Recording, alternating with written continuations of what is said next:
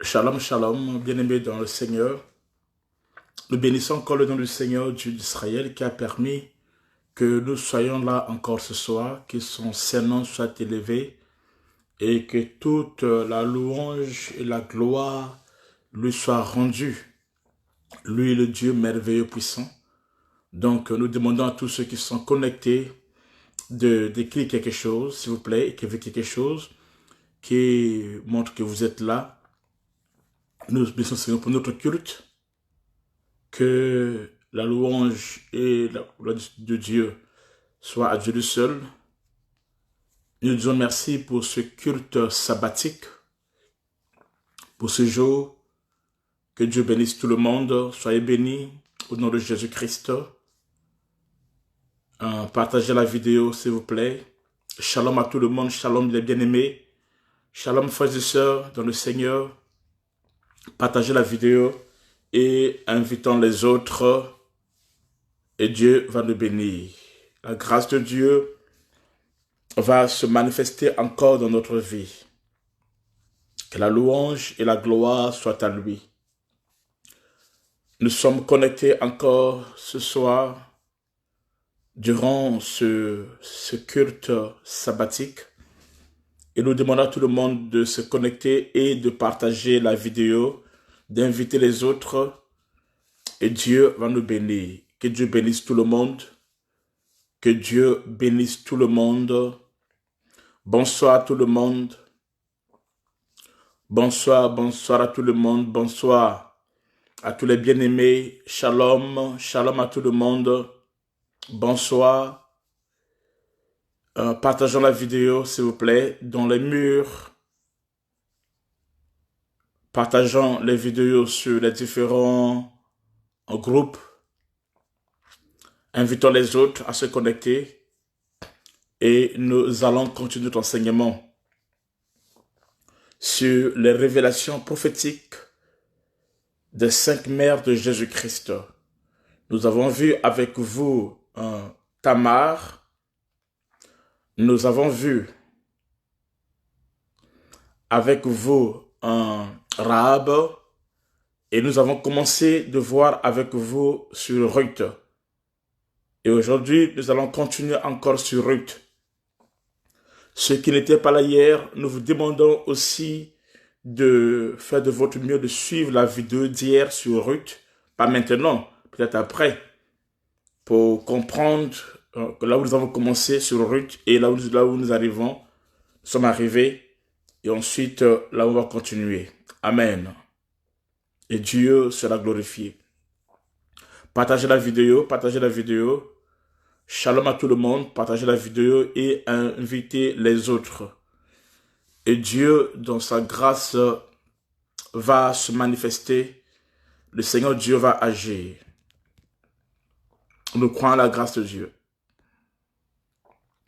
Nous sommes dans une saison de gloire, une saison de la parole, une saison où Dieu est en train de nous édifier, où Dieu est en train de nous parler, une saison où la parole de Dieu est en train de se faire chair en nous, une saison où nous nourrissons notre être intérieur, notre homme intérieur, amen, afin que Christ en nous puisse prendre toute la plénitude, amen, et que Dieu soit glorifié. Partagez dans les différents groupes, partagez dans les différents groupes, partagez sur...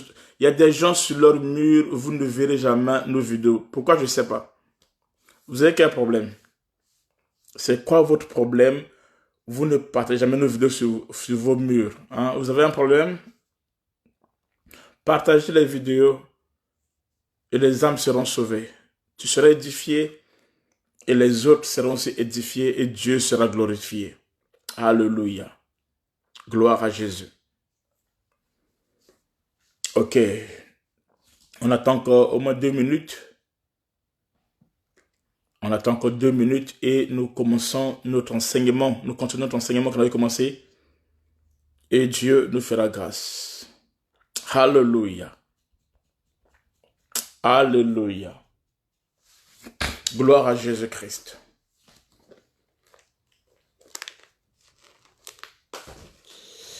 Partagez, partagez, partagez, partagez. Alors je vais prier encore. Seigneur Dieu, merci pour ta présence. Nous voulons, oh Dieu, entendre ta parole. Il est écrit, tes paroles sont esprit et vie. Seigneur, sois loué et sois glorifié. Toi le Dieu puissant, toi le Dieu grand, toi le Dieu véritable, toi le Dieu que nous a aimé le premier, le Dieu qui s'est donné pour nous comme offrande expiatoire, ô mon roi. Seigneur, afin que par ta parole, ô notre Dieu de gloire, par ton sang, Seigneur notre Dieu, ô Père, que nous puissions voir la vie. Seigneur Dieu, merci, toi l'agneau immolé, Seigneur, celui qui s'est sacrifié pour nous, ô notre Dieu, afin que notre âme, ô Dieu, soit libérée, restaurée, afin que nous retrouvons le chemin qui conduit au Père, Seigneur, et tu es ce chemin qui nous conduit à Dieu, ô mon roi. Béni sois-tu, Seigneur, béni sois-tu, Adonai, béni sois-tu, Seigneur de gloire, le psaume de David, c'est toi, le cantique de Salomon, c'est toi, Jésus, c'est toi la piscine de Bethesda, Jésus, c'est toi l'homme de Golgotha, ô mon roi, nous t'élevons, le cyprès de mon âme, ô mon Dieu, l'arbitre puissant du peuple, ô mon roi, le pasteur du grand troupeau, Seigneur Jésus, nous t'exaltons au Dieu de gloire, le potasse de Foulon, nous te glorifions, Seigneur, l'arbitre puissant du peuple, ô mon roi, béni sois-tu Adonai Nissi, béni sois-tu Yoshua Hamashiach Shaddai, nous t'élevons, Seigneur. Cher Saint-Esprit, bénis ce moment. Cher Saint-Esprit, conduis ce moment. Cher Saint-Esprit, donne, ô Dieu, nous l'entendement spirituel, afin de comprendre, ô Dieu, de saisir ta pensée, Seigneur de la gloire, et entrer, ô Dieu de gloire, dans notre destinée prophétique. Nous t'élevons, toi la manne céleste, toi la manne cachée, toi la manne révélée. Béni sois-tu, Seigneur. Au nom de Jésus-Christ, notre Seigneur et Sauveur. Amen. Alléluia. Gloire à Dieu. Je salue tous les bien-aimés au nom de Jésus-Christ. Et nous bénissons le Seigneur. Donc notre thème, comme je viens d'annoncer, notre thème qu'on a commencé depuis le lundi passé, amen, c'est la révélation prophétique des 5 mères de Jésus-Christ. Amen.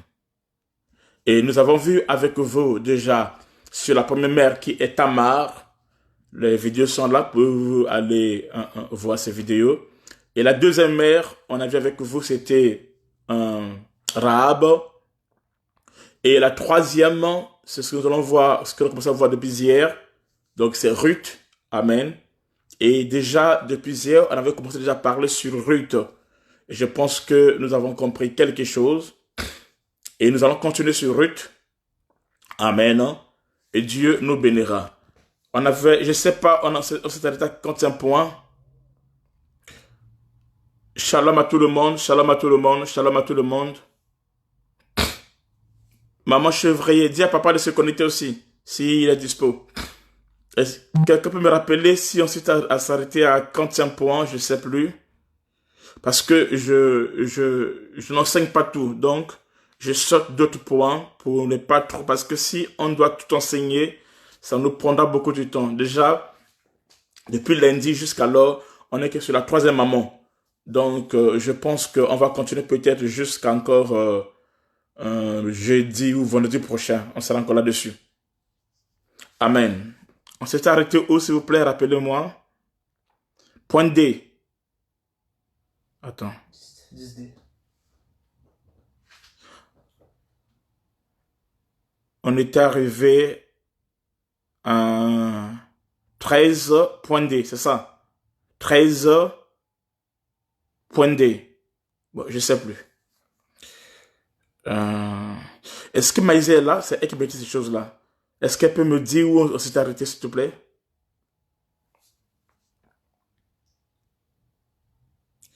Non, on n'était pas au point 10. Je sais plus même.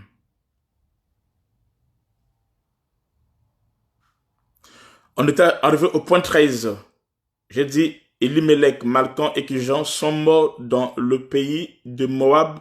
Environ 10 ans, Dieu visita le peuple de Naomi. C'est ça, là on s'est arrêté. On a vu le point A où nous parlons sur le chiffre 10. Pourquoi le chiffre 10? On a dit le chiffre 10, point A, ça parle de la loi. On est arrivé là. Le point B, Le chiffre 10 explique l'étape de l'épreuve à la gloire. Et le point C, le chiffre 10 explique le changement. Et le point D, le chiffre 10 parle de la brèche ou l'ouverture. Je pense qu'on s'était arrêté là. OK? On s'était arrêté là. Alors, prenons le point 14. Point 14. Jusqu'alors, on est qu'à l'introduction du livre de Ruth. Voyez-vous? Donc, il me faut encore 3 chapitres. Donc, on prend le point 14. Le point 14, je dis ceci. Il y a un mouvement dans le point 14. C'est ce mouvement, c'est que Ruth, la femme étrangère,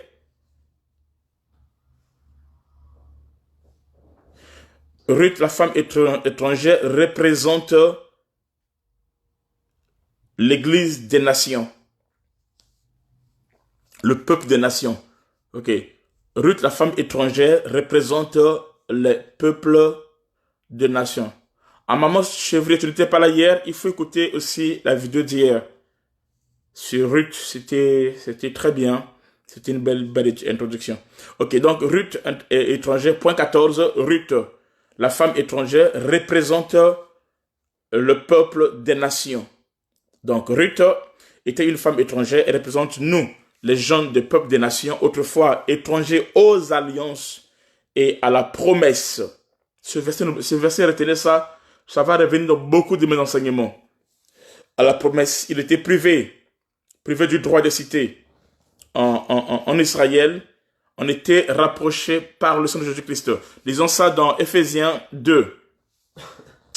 Non, trouve-moi ça. C'est dans Éphésiens 2, où on dit qu'on était privé du droit de cité en Israël. C'est dans Éphésiens 2. Au lieu de lire tout le verset, tout le chapitre, juste le verset là. La Bible dit, c'est pourquoi vous, autrefois païens dans la chair, appelés incirconcis. De 11. Pardon? De 11, hein? Ok. Appelés autrefois dans la chair, appelés incirconcis par ceux qu'on appelle circoncis, et qui le sont en la chair par la main de l'homme. Souvenez-vous que vous étiez en ces temps-là sans Christ. On était sans Christ. Privés de droit de cité en Israël. On était sans Christ. Privés du droit de cité en Israël, étrangers aux alliances de la promesse. On était des étrangers aux alliances de la promesse, sans espérance et sans Dieu dans le monde. Mais maintenant, en Jésus-Christ, vous étiez jadis éloignés, vous avez été rapprochés par le sang de Jésus, car il est notre paix, lui qui des deux n'en a fait que un et qui a renversé le mur de la séparation, l'inimitié, ayant anéanti par sa chair la loi des ordonnances dans ses prescriptions, afin de créer en lui-même avec le deux un seul homme nouveau. C'est ça? Établissant la paix et de la réconcilier l'un et l'autre en un seul corps avec Dieu par la croix, en détruisant par elle l'inimitié. Amen.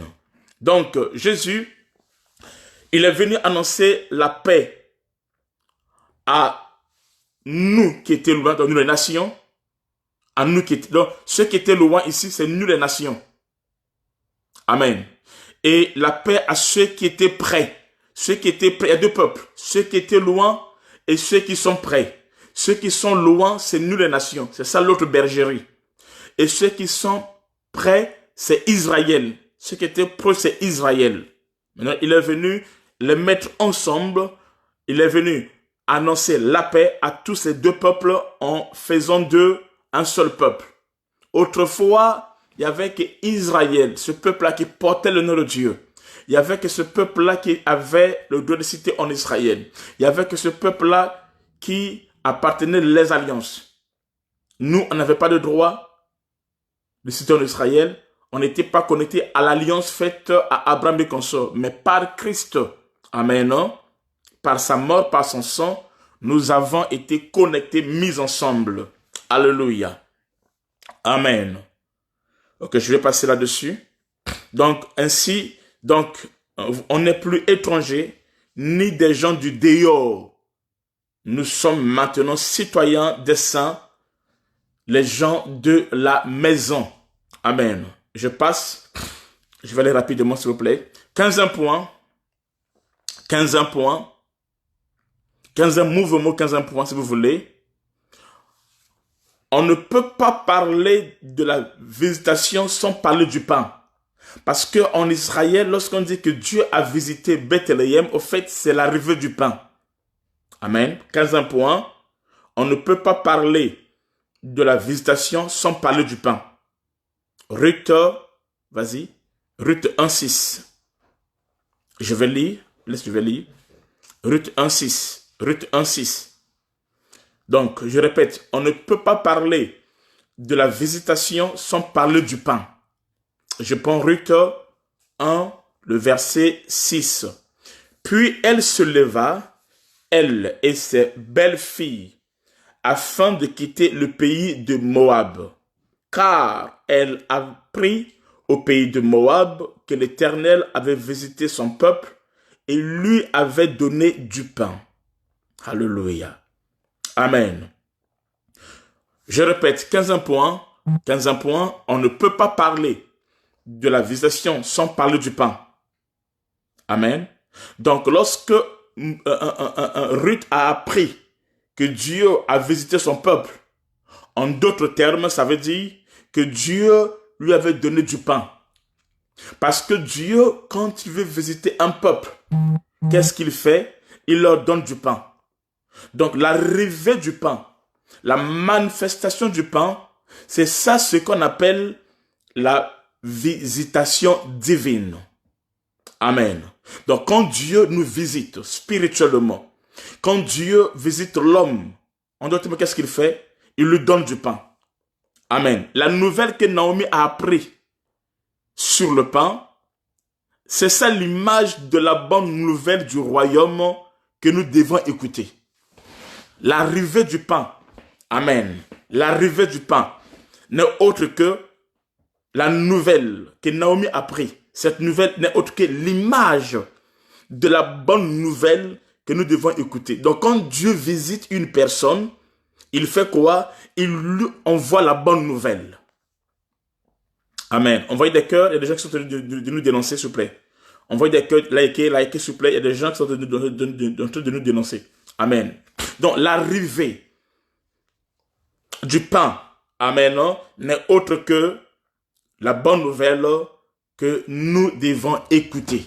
Donc quand Dieu veut te visiter, Dieu veut faire du bien à une personne, à un foyer, à une famille, à une église, à un peuple, à une nation, qu'est-ce que Dieu fait? Dieu envoie la bonne nouvelle. Amen. La bonne nouvelle. La bonne nouvelle, c'est ça la visitation. Amen. Quand Dieu visite son peuple. Amen. Nous devons annoncer au peuple la bonne nouvelle du royaume. Amen. C'est en annonçant la bonne nouvelle du royaume à quelqu'un que nous sommes en train de la visiter. Nous sommes en train d'amener Dieu dans sa vie. Amen. Faire de telle sorte qu'une personne puisse avoir Dieu, ce n'est pas lui donner des chapelets, c'est pas lui donner je sais pas quoi. Amen. Non? Même pas seulement lui partager la Bible, ce qui n'est pas mauvais, mais c'est le fait de lui annoncer la bonne nouvelle du royaume. Lisons Philippiens 3:20. Philippiens 3:20. Amen. Nous devons annoncer la bonne nouvelle du royaume de Dieu. Un message qui nous parle du ciel, qui est notre patrie céleste. Nous devons parler aux hommes du ciel. Un message qui annonce la bonne nouvelle. Un message qui parle du ciel. Ici, je ne parle pas d'un message qui parle du matériel. Je ne parle pas d'un message qui parle d'avoir les enfants, d'avoir le mariage, les papiers, tout ça. Là, je ne parle pas de ça. Mais je parle d'un message, d'un pain qui était du ciel. Amen. Vas-y. Mais notre cité à nous est dans les cieux. Nous nous attendons aussi comme sauveur le Seigneur Jésus-Christ. Ok. Notre cité à nous est dans les cieux. Notre cité à nous est dans les cieux. Continue. D'où nous attendons aussi comme sauveur le Seigneur Jésus-Christ. Ok, voyez-vous, donc notre cité n'est pas de la terre. Nous ne sommes pas des terriens. Nous ne sommes pas les hommes de la terre. Amen. Et nous ne devons pas nous comporter comme les gens de la terre. Notre message à nous, le message de Jésus-Christ, c'est un message qui conduit les hommes au ciel. C'est ça la bonne nouvelle. Amen. Notre cité à nous est dans le ciel, d'où nous attendons aussi comme sauveur le Seigneur Jésus-Christ. Amen. C'est ça la bonne nouvelle. La bonne nouvelle, c'est pas les maisons, non. La bonne nouvelle, ce n'est pas les habits, les chaussures, l'argent, non. Mais la bonne nouvelle, amen, c'est la nourriture. C'est pour cela, les 4 lépreux, une fois rentrés dans le camp, et dans le camp, ils ont vu à manger. Ils ont dit, il n'est pas bon que nous gardons le silence. Il n'est pas bon que nous gardons le silence. Nous irons dans la ville. Nous allons aller leur annoncer la bonne nouvelle. Quelle est cette bonne nouvelle? C'est que dans le camp, il y a la nourriture. Dans le camp, il y a la nourriture. Je parle à quelqu'un. Alléluia. Dans le camp, il y a la nourriture. Amen. Dans le camp, il y a la nourriture. C'est ce que le fils prodigue a dit en lui-même. Dans la maison de mon père, il y a du pain en abondance. Le pain en abondance. C'est ça la bonne nouvelle. La bonne nouvelle, ce n'est pas le mariage. La bonne nouvelle, ce n'est pas le voyage. La bonne nouvelle, c'est pas ces choses parce qu'il y a des païens qui arrivent à avoir cela sans prier. Mais la bonne nouvelle, c'est lorsque nous parlons sur l'évangile qui nous conduit dans la présence de Dieu. La bonne nouvelle, c'est lorsque la manne quitte le ciel et tombe sur la terre. Et les gens demandent, ça c'est quoi? La bonne nouvelle n'est autre que Jésus-Christ de Nazareth. Amen. Nous avons besoin de cette bonne nouvelle. Notre âme a besoin de la bonne nouvelle. Il y a quelque chose qui est au-delà des habits, au-delà de l'argent, au-delà de l'or. C'est ce que Pierre a dit à cet homme. Je n'ai ni or ni argent, mais ce que j'ai, je te donne. Tu as quelque chose à donner au monde. Tu as quelque chose à donner dans ta famille, à tes voisins, à tes cousins, à tout le monde, qui est plus que l'or, plus que l'argent. Amen. Quand Pierre dit que je n'ai ni or ni argent, ce n'est pas qu'il n'a ni or ni argent, non. Mais ça veut dire qu'il avait quelque chose qui avait plus de valeur que l'or et l'argent. C'était quoi? C'était la bonne nouvelle. Cette bonne nouvelle qui nous fait quitter de Moab pour nous amener à Bethléem. La bonne nouvelle ici, c'est que nous ne sommes plus... On ne doit plus rester à Moab, nous devons aller à Bethléem. On doit quitter la dimension charnelle pour aller dans la dimension spirituelle. On doit quitter la terre pour aller au ciel. Ça, c'est la bonne nouvelle. Amen. Et Jésus-Christ est venu, il est mort pour cela. Il est mort afin que nous puissions voir la vie et la vie en éternité. Alléluia. Amen.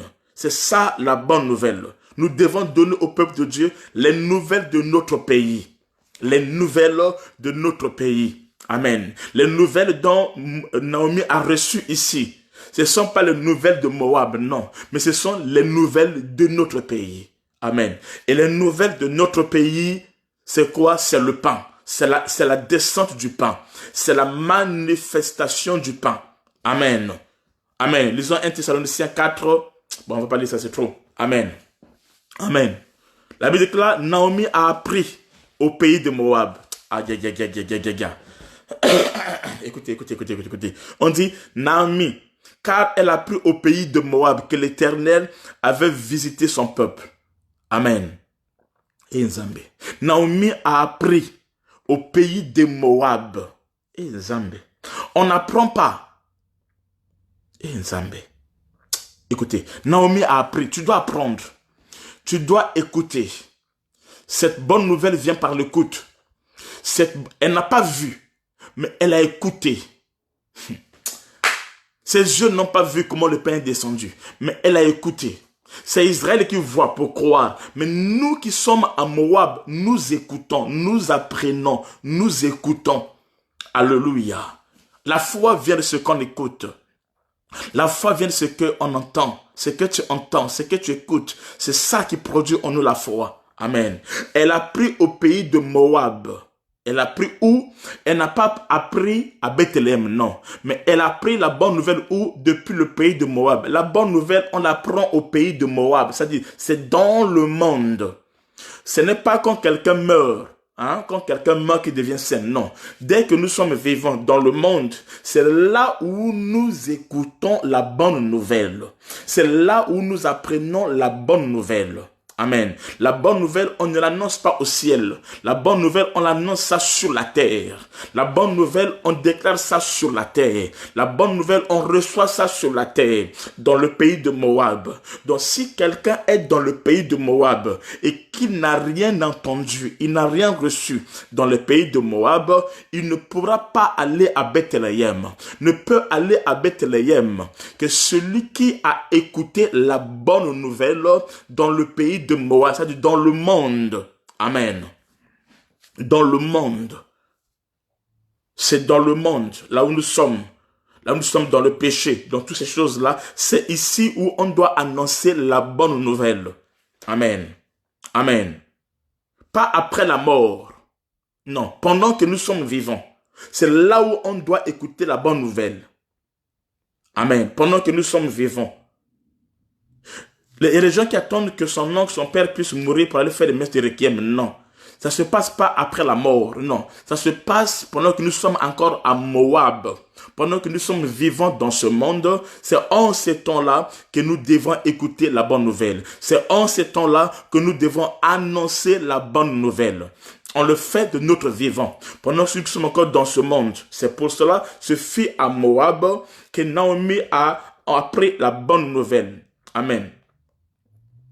Amen. Amen. Il a pris, non après, mais dans le pays de Moab. Dieu ne peut pas visiter son peuple sans donner du pain.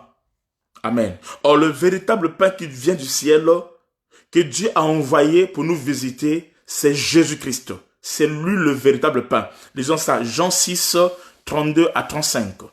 Jean 6, 32 à 35. Alléluia.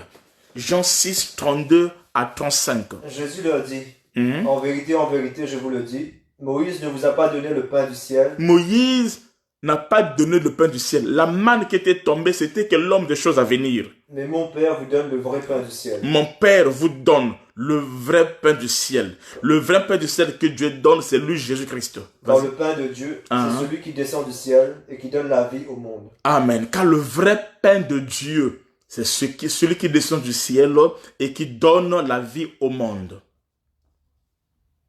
C'est bon? Ils lui dirent, Seigneur, donne-nous toujours ce pain. Jésus leur dit, je suis le pain de vie. Jésus leur dit, je suis le pain de vous, de vie. Celui qui vient à moi n'aura jamais faim, et celui qui croit en moi n'aura jamais soif. Amen. Celui qui vient à moi, il n'aura jamais faim, et celui qui croit en moi, il n'aura jamais soif. Jésus est ce pain de vie. Il n'y a pas deux pains, il n'y a qu'un seul pain, qui est Jésus-Christ. Donc le pain qui descend à Bethléem n'est autre que Jésus-Christ. C'est pour cela Christ est né à Bethléem. S'il vous plaît, envoyez des cœurs s'il vous plaît. On est en train de nous dénoncer, envoyez des cœurs s'il vous plaît. Amen. Christ est né à Bethléem. Christ est né à Bethléem. Amen. Afin que cette parole puisse s'accomplir.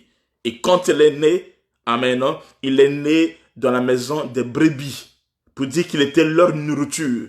Pour dire qu'il était la nourriture des brebis. Jésus-Christ né à Bethléem dans la bergerie pour dire qu'il était le pain des brebis. Il était la nourriture des brebis. Amen. Amen. Nous allons prendre plus tard un autre jour, prochainement, où je vais parler sur la naissance de Jésus-Christ. Pendant une semaine, on va parler sur ça. Et Dieu va nous bénir.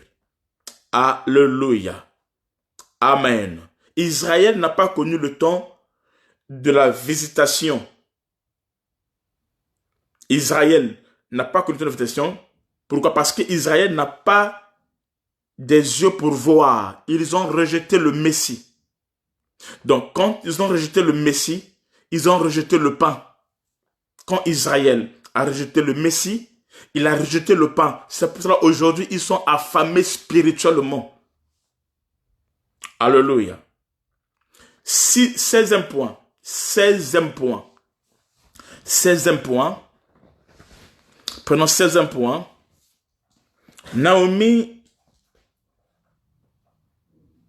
est une femme israélite qui représente la partie d'Israël qui a cru à l'évangile du salut en Jésus. Et Ruth représente les gens du peuple des nations qui ont cru à l'évangile du salut.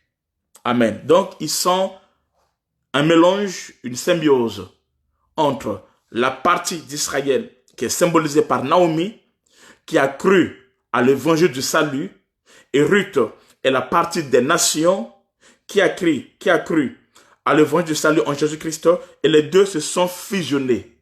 Et c'est ce qu'on appelle le corps de Christ. Donc, dans le corps de Christ, il y a deux peuples. Amen. Il y a deux peuples dans le corps de Christ. Il y a Israël et les nations en un seul corps.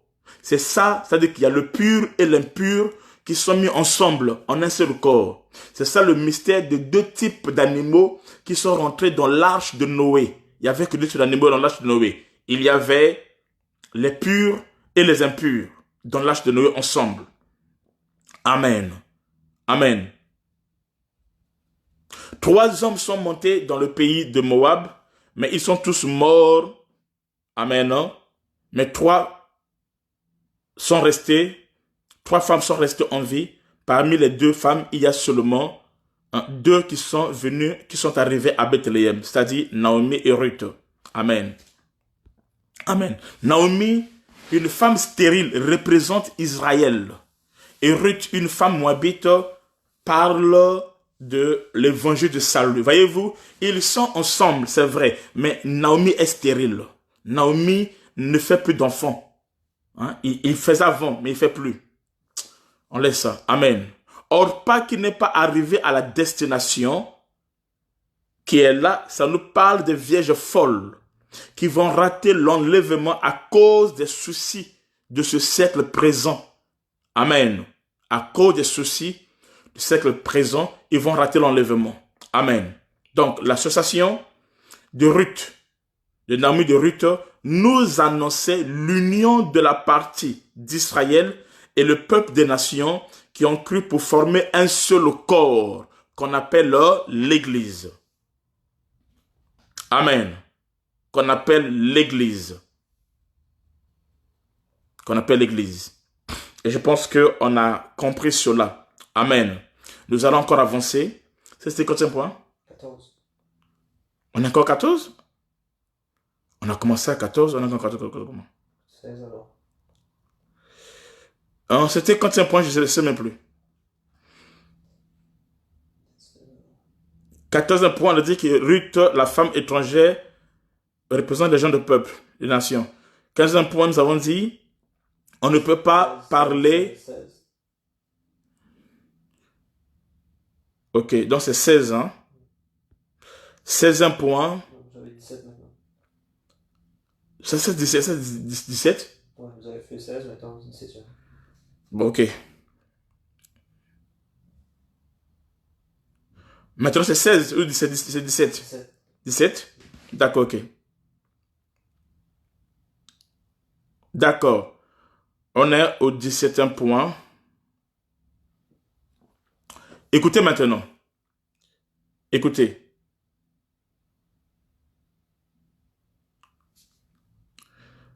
Dix-septième point. Par le discours de Naomi. Par le discours de Naomi à ces 2 belles filles, nous voyons une image du discours de Jésus dans Jean chapitre 6. Écrivez ça comme ça là. Par le discours de Naomi, maintenant c'est 17e point. Par le discours de Naomi, nous voyons, par le discours de Naomi à ces 2 belles filles, le discours de Naomi à ces 2 belles filles, nous voyons une image du discours de Jésus-Christ dans Jean chapitre 6. D'abord, qu'est-ce que Naomi a dit? C'est tellement long, mais on va lire dans Ruth 1, le verset 8 par là. On va pas tout lire, hein. Naomi dit à ces 2 belles, écoutez très bien, Naomi dit à ces 2 belles filles, allez retourner chacune à la maison de sa mère, que l'Éternel use de bonté envers vous, comme vous l'avez fait envers ceux qui sont morts envers moi. Que l'Éternel vous fasse trouver à chacune du repos de la maison d'un mari. Et elle les baisa. Écoutez, elle les baisa et elles élevèrent la voix et pleurèrent. Ils ont pleuré pour la première fois. Ce sont les premiers pleurs. 1. Et elles lui dirent, donc les belles filles leur dirent à Naomi, non, nous n'irons avec toi vers ton peuple. Naomi dit, pour la deuxième fois, retournez mes filles, pourquoi viendrez-vous avec moi? Ai-je encore de mon sang des fils qui puissent devenir vos maris? Retournez mes filles, allez, je suis trop vieille pour me remarier. Et quand je dirai j'ai l'expérience et quand cette nuit même je serai avec un mari et que j'enfanterai des filles, attendrez-vous que celles qu'ils eussent grandi et refuserez-vous pour cela de vous marier? Non mes filles, car à cause de vous, je suis dans une grande affliction de ce que la main de l'Éternel s'est tendue contre moi. On dit ceci, elles élevèrent la voix, elles pleurèrent encore. Alors, quand elles ont pleuré maintenant cette fois-ci, on dit Orpa baisa sa belle-mère. Orpa va faire la bise à sa belle-mère, mais Ruth s'attacha à elle.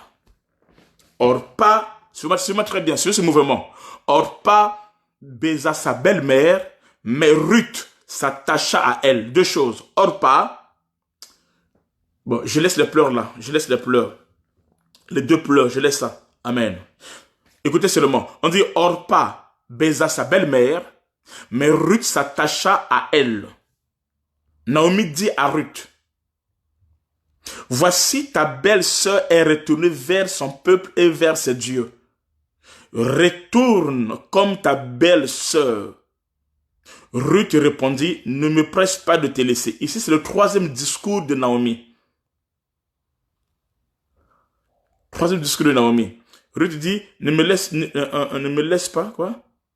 Ne me presse pas de te laisser, de retourner loin de toi. Où tu iras, j'irai. Où tu demeureras, je demeurerai. Ton peuple sera mon peuple et ton Dieu sera mon Dieu. Où tu mourras, je mourrai et je serai enterré. Amen. Que l'Éternel, écoutez très bien, Ruth dit, que l'Éternel me traite dans toute sa rigueur, dans le Dieu de Naomi, qui me traite sa rigueur, amen, hein? Si autre chose que la mort, aïe, aïe, aïe, aïe, aïe, si autre chose que la mort vient à me séparer de toi, Naomi voyant décider à aller avec elle, c'est ça ses instances. Donc Ruth a parlé à 3 reprises. La première reprise, elle a parlé avec Orpa et Ruth. Naomi a parlé à 3 reprises plutôt. La première reprise, Naomi a parlé à Orpa et Ruth, ils ont pleuré. Ça, je laisse ça. La deuxième reprise, il a parlé aussi aux 2. Ils ont pleuré. Et c'est la deuxième reprise que Orpa est parti. Maintenant, Ruth va parler pour la 3e reprise. Amen. Ici, nous voyons le tabernacle. Nous voyons les tabernacles. Donc, il y a le parvis, le lieu saint et le lieu très saint. Le parvis, le lieu saint et le lieu très saint. Le parvis, c'est le parvis, la cour extérieure. Orpa est arrivé là, à la cour extérieure. Orpa a avancé encore. Quand elle arrive ici, elle s'arrête ici. Et c'est ici que Orpa est cassée et Orpa est retournée. Elle est sortie, elle est partie vers ses dieux. Mais Ruth est la seule qui est arrivée ici dans le lieu très saint. C'est pour cela, dans le lieu très saint, Ruth peut voir la face de l'homme, la face de Boaz, qui est cachée ici. Pourquoi? Parce que Ruth était la seule à recevoir le pain. Le pain dont Naomi a parlé, parce que le message du pain, Naomi a dit ça à tous les 2. Le message du pain. Naomi a annoncé ça à tous les deux. C'est-à-dire, Naomi a annoncé ça à Ruth et Orpa. Mais Orpa arrivé ici, ses ailes ont été cassées, il s'est retourné. Mais Ruth est le seul qui est arrivé ici au lieu très saint et c'est elle seule qui a vu le pain. Le pain, c'est Boaz. Le pain, c'est le mari. C'est Boaz. C'est Ruth qui a vu le pain. Maintenant, voyons ça au temps de Jésus-Christ. Si nous lisons dans Jean chapitre 6, Jean chapitre 6, nous allons voir quelque chose. C'est quel verset? Christ dit ceci. Pardon? 32. Vas-y. Jésus leur dit, en vérité, je vous le dis, Moïse ne vous a pas donné le pain du ciel, mais mon Père vous donne le vrai pain du ciel. Non, attendez. Là où il dit que celui qui m'aime, qu'il vienne, qu'il puisse manger ma chair et boire mon sang.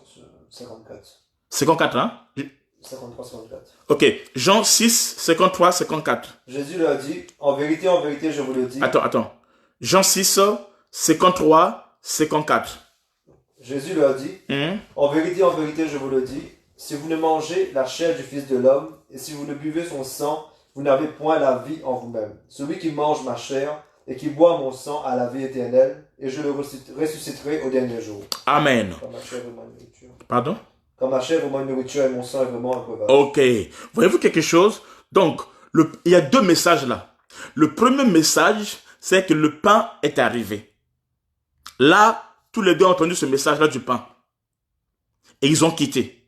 Maintenant, quand Naomi leur explique le pain, maintenant quand Naomi donne les explications, non, c'est le verset, quel verset? 53, 54. Jean 6, 53, 56. Ok.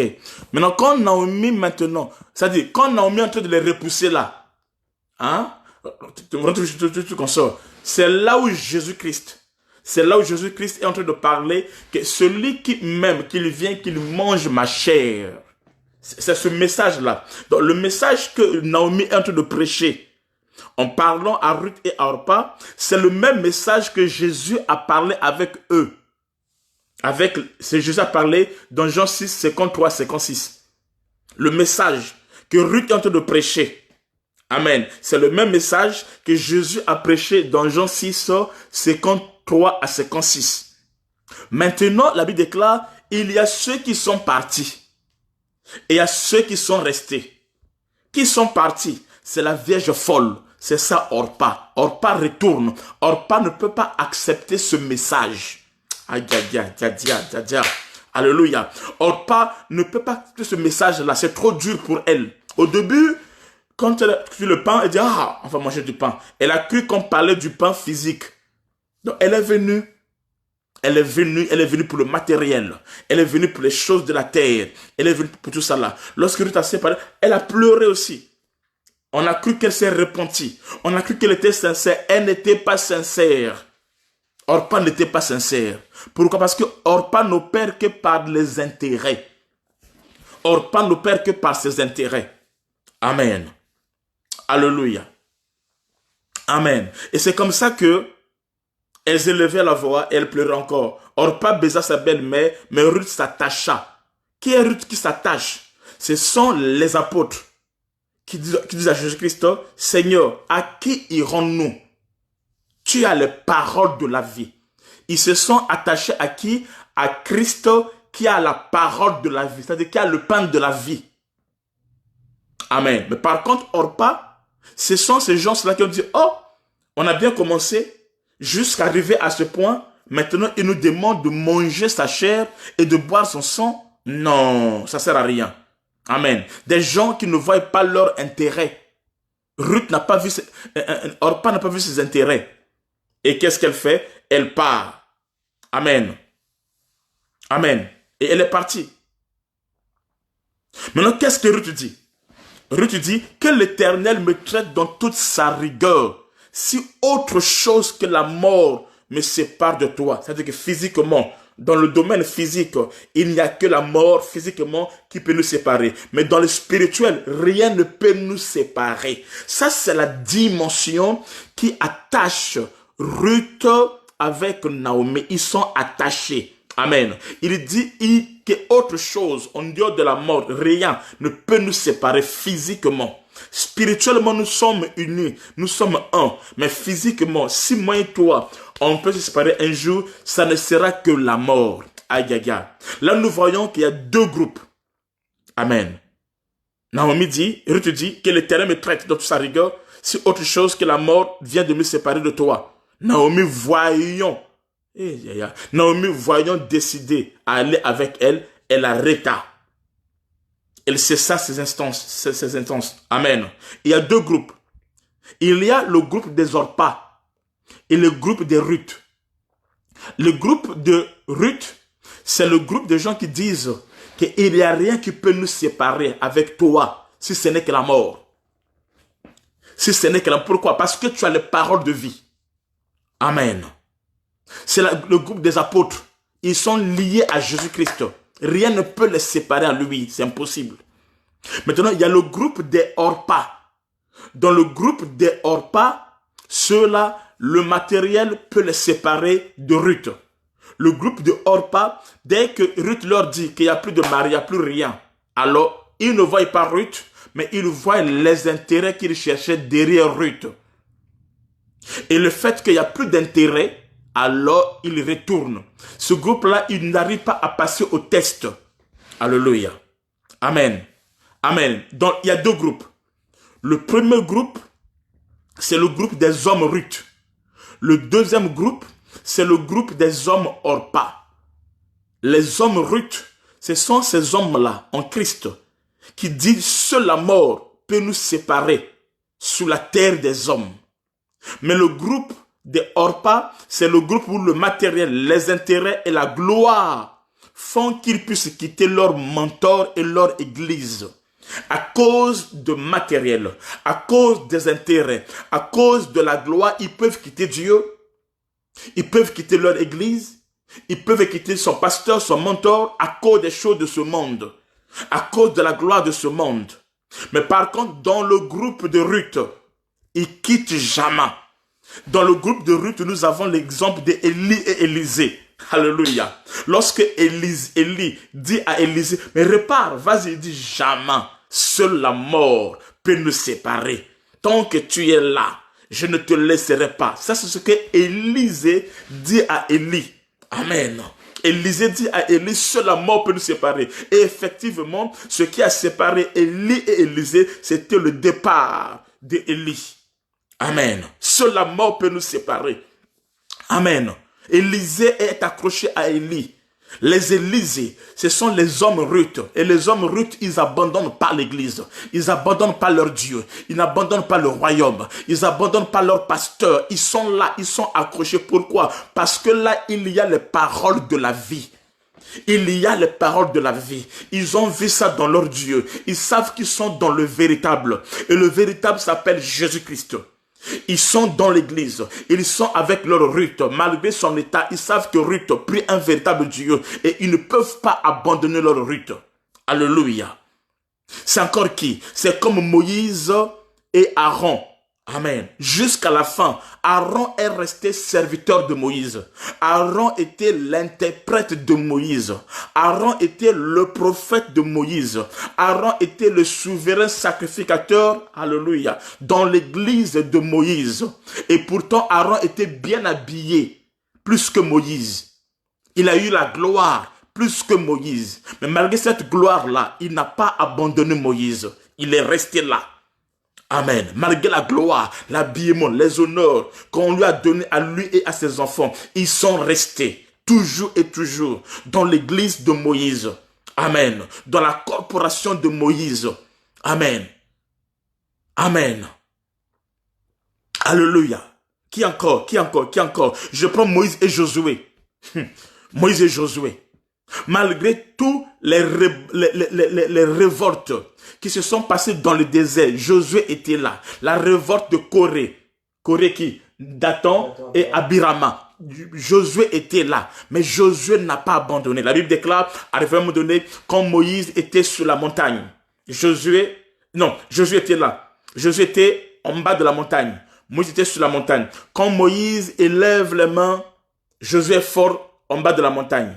Mais quand Moïse il baisse les mains, Josué devient faible en bas de la montagne. C'est-à-dire qu'ils étaient liés. Il y avait une liaison, il y avait une connexion spirituelle établie entre Josué et Moïse.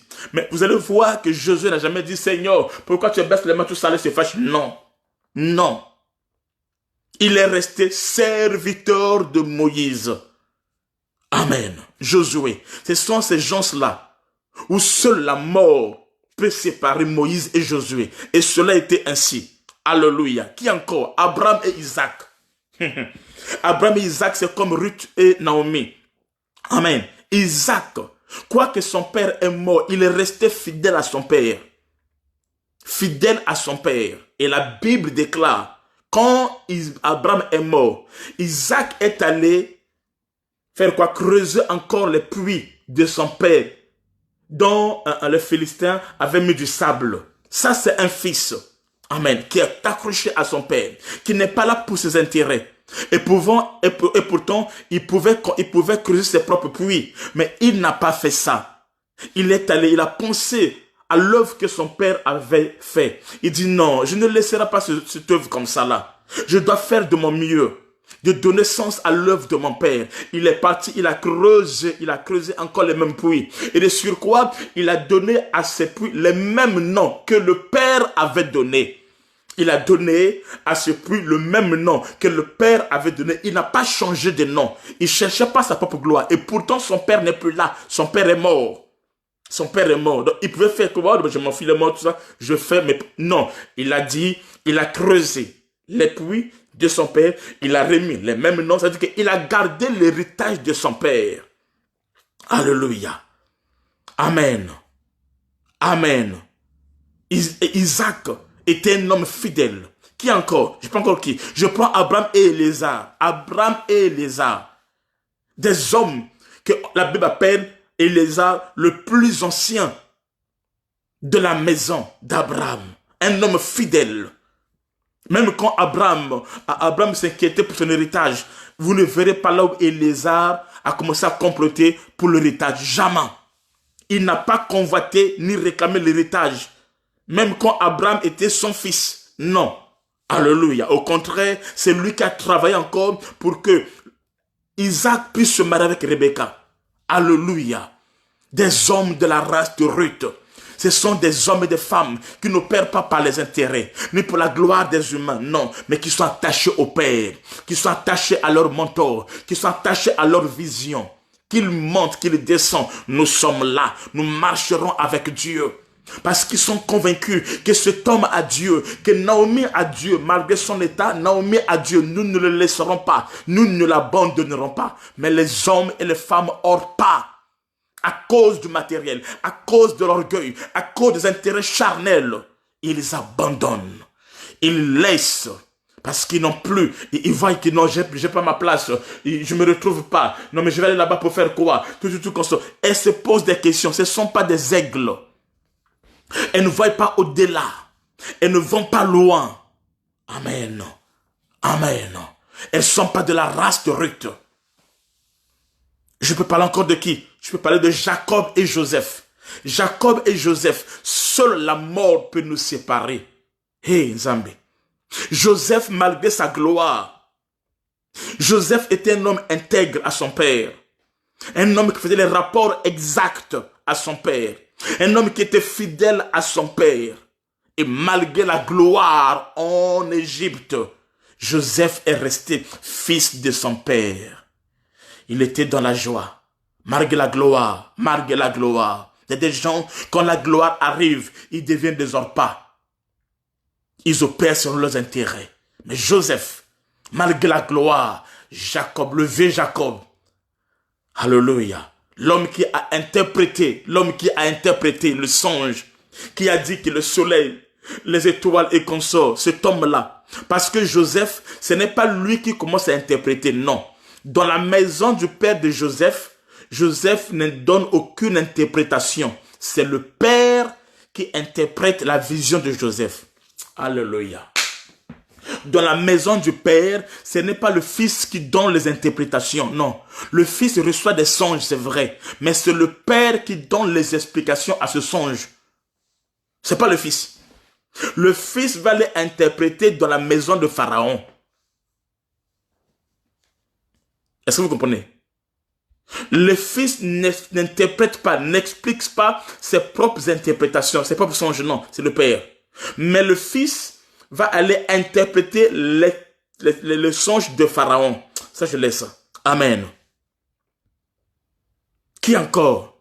Je vois Nathan et David. Nathan et David. Nathan était le prophète du temps de David. Amen. Quoique, non, Jonathan plutôt. Jonathan était le fils de Saoul. Quoique Jonathan était bien positionné, mais il a reconnu David. Et seule la mort, il a dit, peut nous séparer. C'est pour cela, David, lorsqu'il a pris la mort de Jonathan, il a pleuré et il a composé le cantique des funèbres que nous allons voir un jour. Ça sera terrible. Nous allons prendre une semaine où je vais parler sur ce cantique-là en profondeur. Amen. Amen. Qui encore? Nous voyons David et Nathan. David et Nathan. David était le roi. Nathan était le prophète. David n'a pas fait l'erreur qui s'est passée entre Saoul et Samuel. Samuel, c'est la personne qui a un Saoul. Mais Saoul, à un moment donné, il a commencé à agir mal, à se rebeller, à se comporter comme quoi et tout consort, à se précipiter. Saoul a commencé à se précipiter pour faire le sacrifice. Et quand Saoul lui a parlé, il a déchiré l'habit de Samuel. Et Samuel a dit, à partir de maintenant, le royaume, la royauté, t'est retiré. Mais David aussi a fait les erreurs comme Saoul. Mais sauf que David, devant Nathan, devant son erreur, quand il a couché avec la femme d'autrui et consort, et que Nathan lui a repris, David a accepté. David a avoué. David s'est humilié.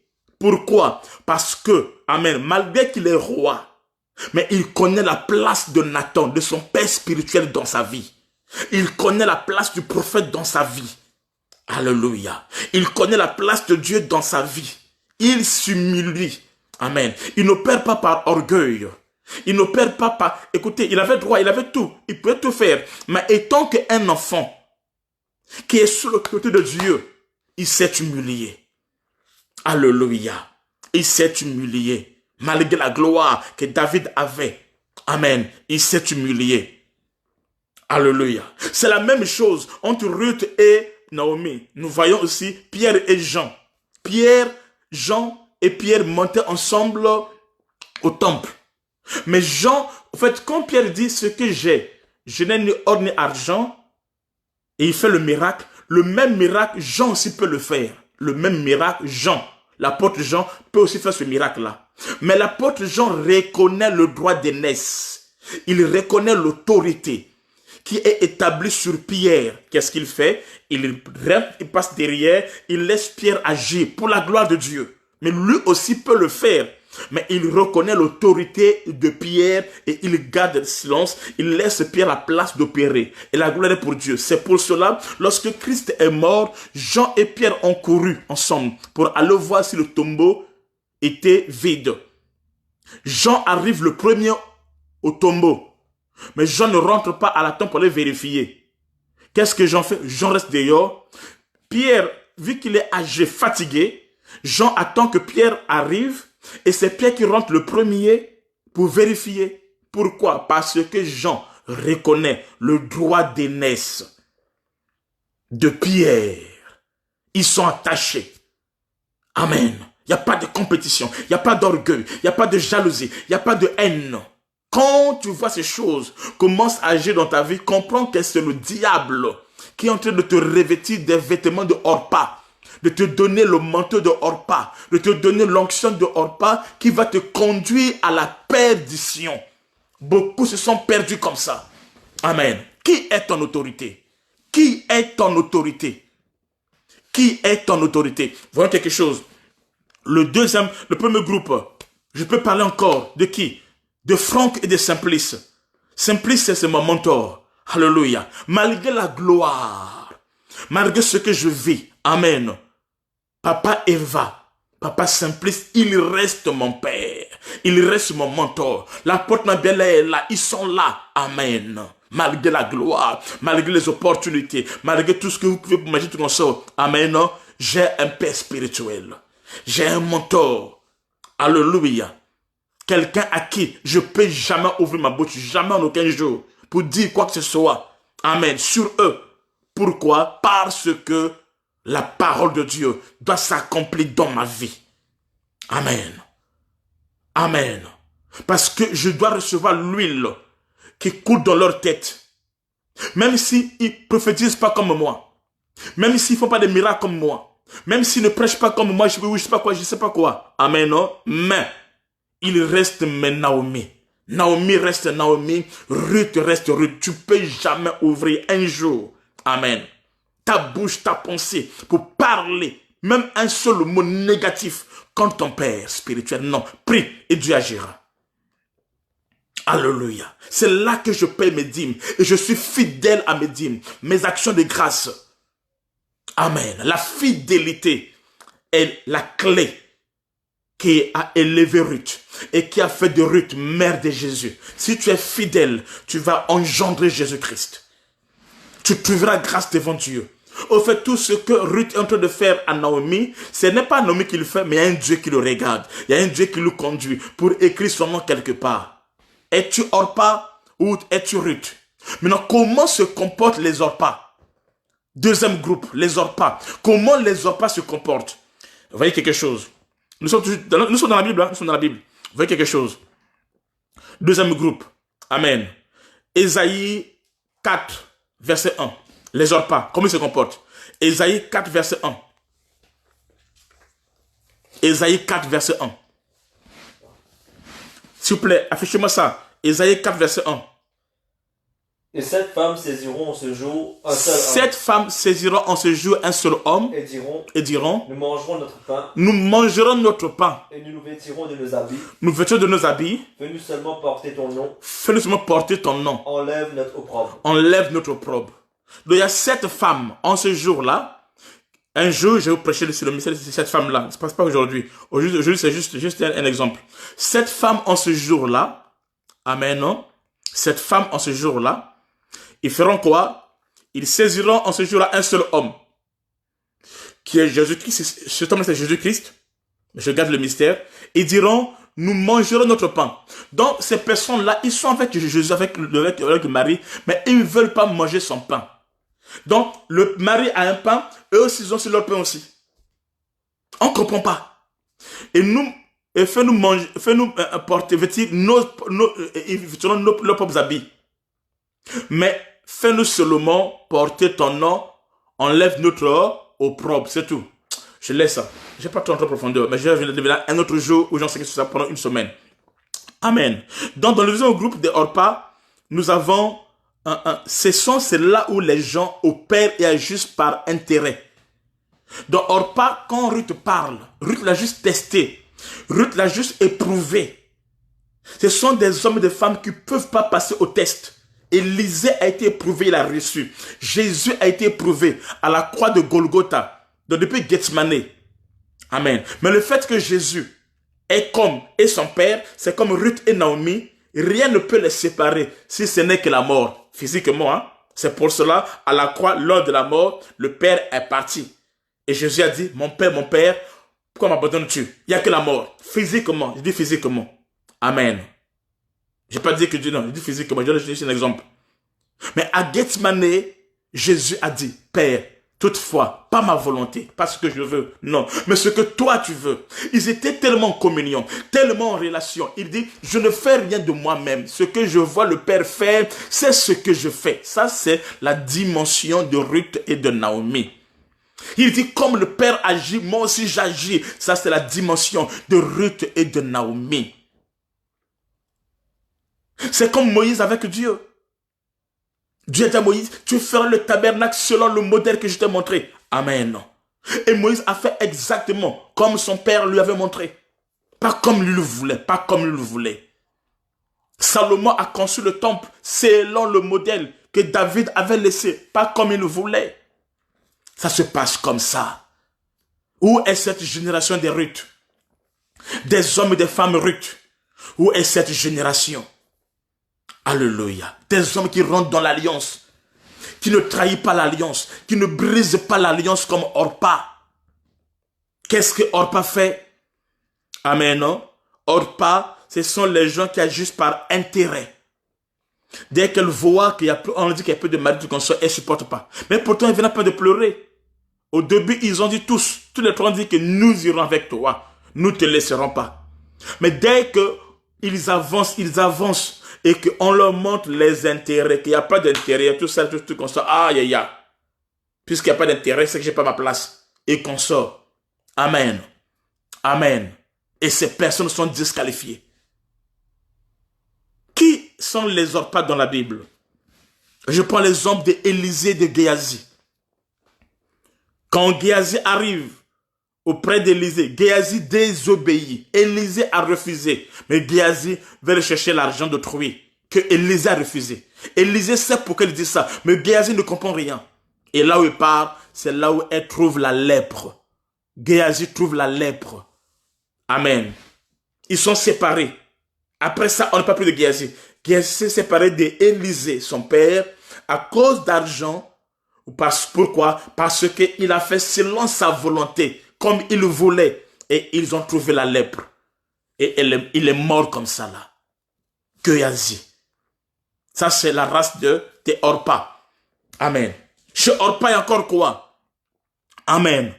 Chez Orpa, ce n'est pas la mort qui les sépare, mais chez Orpa, c'est comme Judas Iscariote qui a trahi Jésus à cause d'argent. Voyez-vous? C'est l'argent qui les sépare, c'est l'argent qui les sépare. L'argent. Mbongo, le flic, hein, monnaie, ça les sépare. À cause d'argent. Judas avait des calculs bizarres. Et c'est comme ça que Judas, amen, s'est séparé de celui qui l'avait fait confiance, de celui qui l'avait aimé. Amen. C'est encore qui? Amen. C'est encore qui? C'est comme Orpa lui-même et Naomi. Qu'est-ce qui a séparé Orpa et Naomi? C'est lorsque Orpa dit à Naomi que je n'ai plus d'enfant, il n'y a plus de mari. Donc, par manque de mari, écoutez, le mari, ton mari est dans Naomi. Ton mari est dans Naomi. Ta société est dans Naomi. Naomi, c'est lui qui assure ton repos. C'est dans Naomi. Qu'ils le disent, qu'ils ne disent rien, c'est Naomi qui assure ton repos. Parce que tu es connecté à l'alliance avec Naomi. Amen. C'est Naomi qui assure ton repos. Même s'il ne dit pas ça, ça se passe comme ça dans la parole de Dieu. Et Dieu honore ses principes. Dans Orpa, nous ne voyons pas qu'il y avait de mariage et consort. Nous ne voyons pas son futur être rassuré, tout ça là. Alors, qu'est-ce que Orpa a fait? Orpa a brisé parce qu'il n'y a pas de mari, il n'y a pas d'avenir. Il n'y a pas de mari, il n'y a pas d'intérêt. Je ne peux pas continuer avec lui. Pourquoi continuer avec une personne comme ça là? Comment continuer à une personne? Lui-même, il a échoué. Eux-mêmes, ils ont quitté Bethléem. Maintenant, je dis celui qui emmène à Bethléem. Lui-même, son mari est mort. Ses deux enfants sont morts. C'est sûr que cet homme-là, il a un lien d'esprit de mort. Ça, c'est comme ça que les Orpa réfléchissent. Cette femme-là, Naomi, a un lien de mort. Le mari meurt. Le premier fils meurt. Le deuxième meurt. Oh, 3, c'est beaucoup. Un esprit de mort est là. Et il fait quoi? Et il quitte. Parce qu'il voit que c'est comme si Naomi va de chèque en échec. C'est comme si on n'avance pas. Non. Naomi prie le véritable Dieu. Et ce Dieu-là est le maître des temps et des circonstances. Amen. Naomi, à cause du mariage, à cause d'un homme, Naomi a abandonné. Non, Orpa a abandonné Naomi à cause du mariage, à cause d'un homme. Alléluia. Elle a abandonné. C'est comme Corki. C'est comme Lucifer et Dieu. Lucifer s'est rebellé à cause de la gloire. À cause de la gloire. Il cherchait la gloire. Il voulait qu'on parle de lui. Moi, je serai à la place de Dieu. Je serai comme Dieu. Moi aussi, je peux. Moi aussi. Non. Quand Christ vient, il ne fait pas ça. Christ, il élève son Père. Lucifer, il se lève lui-même. La Bible déclare, ce n'est pas celui qui se recommande qui est approuvé. C'est celui dont Dieu recommande qui est approuvé. Jésus, quand il vient, il descend. Mais Lucifer, il fait quoi? Il monte. Celui qui descend, il sera élevé. Il aura un nom plus glorieux. Mais celui qui monte, il va descendre. Au lieu qu'on l'appelle Lucifer, on l'appelle maintenant le dragon, le diable, Satan, tout ça là. Pourquoi? Parce qu'il a opéré comme Orpa, il cherche sa propre gloire. Il m'est arrivé de faire des programmes à Brazzaville où je ne prêche pas.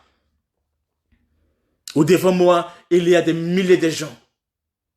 Plus de 1500 à 2000 personnes. Mais je ne prêche pas. Mon père doit prêcher. Mon père doit être honoré. Alléluia.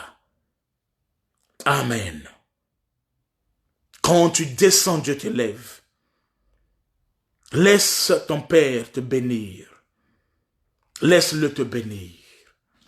Amen. Donc, par le discours de Naomi, à ces deux belles filles, nous voyons une image du discours de Jésus-Christ, de Jean 6, 53. Jésus leur dit, en vérité, je vous le dis, si vous ne mangez pas la chair du Fils de l'homme, et si vous ne buvez pas mon sang, vous n'avez point la vie en vous-même. Celui qui mange ma chair et qui boit mon sang a la vie éternelle. Et je le ressusciterai au dernier jour. Car ma chair est vraiment une nourriture et mon sang est vraiment un breuvage. Celui qui mange ma chair et qui boit mon sang demeure en moi. Et je demeure en lui. Comme le Père et le Fils sont un. Amen. C'est ça ce qu'ils ont dit. Il veut aussi. Amen.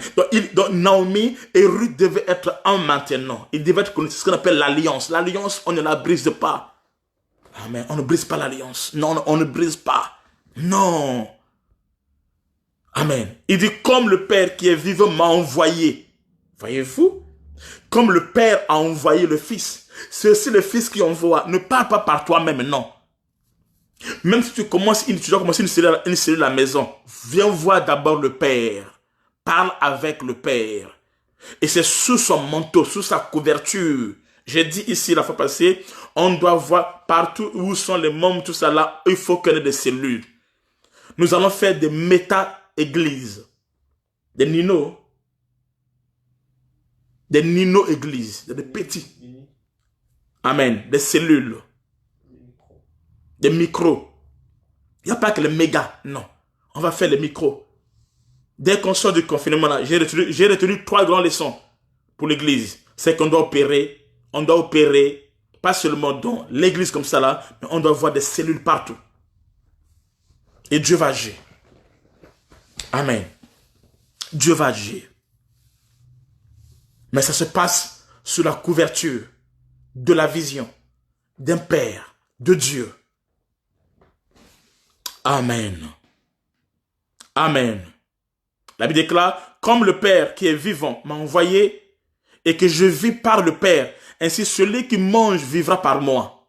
Ceci est le pain qui est descendu du ciel. Il n'est pas comme de vos pères qui ont mangé la manne et qui sont morts. Celui qui mange ce pain vivra éternellement. Jésus dit ces choses dans la synagogue, enseignant à Capernaum. Est-ce qu'il a péché? Non.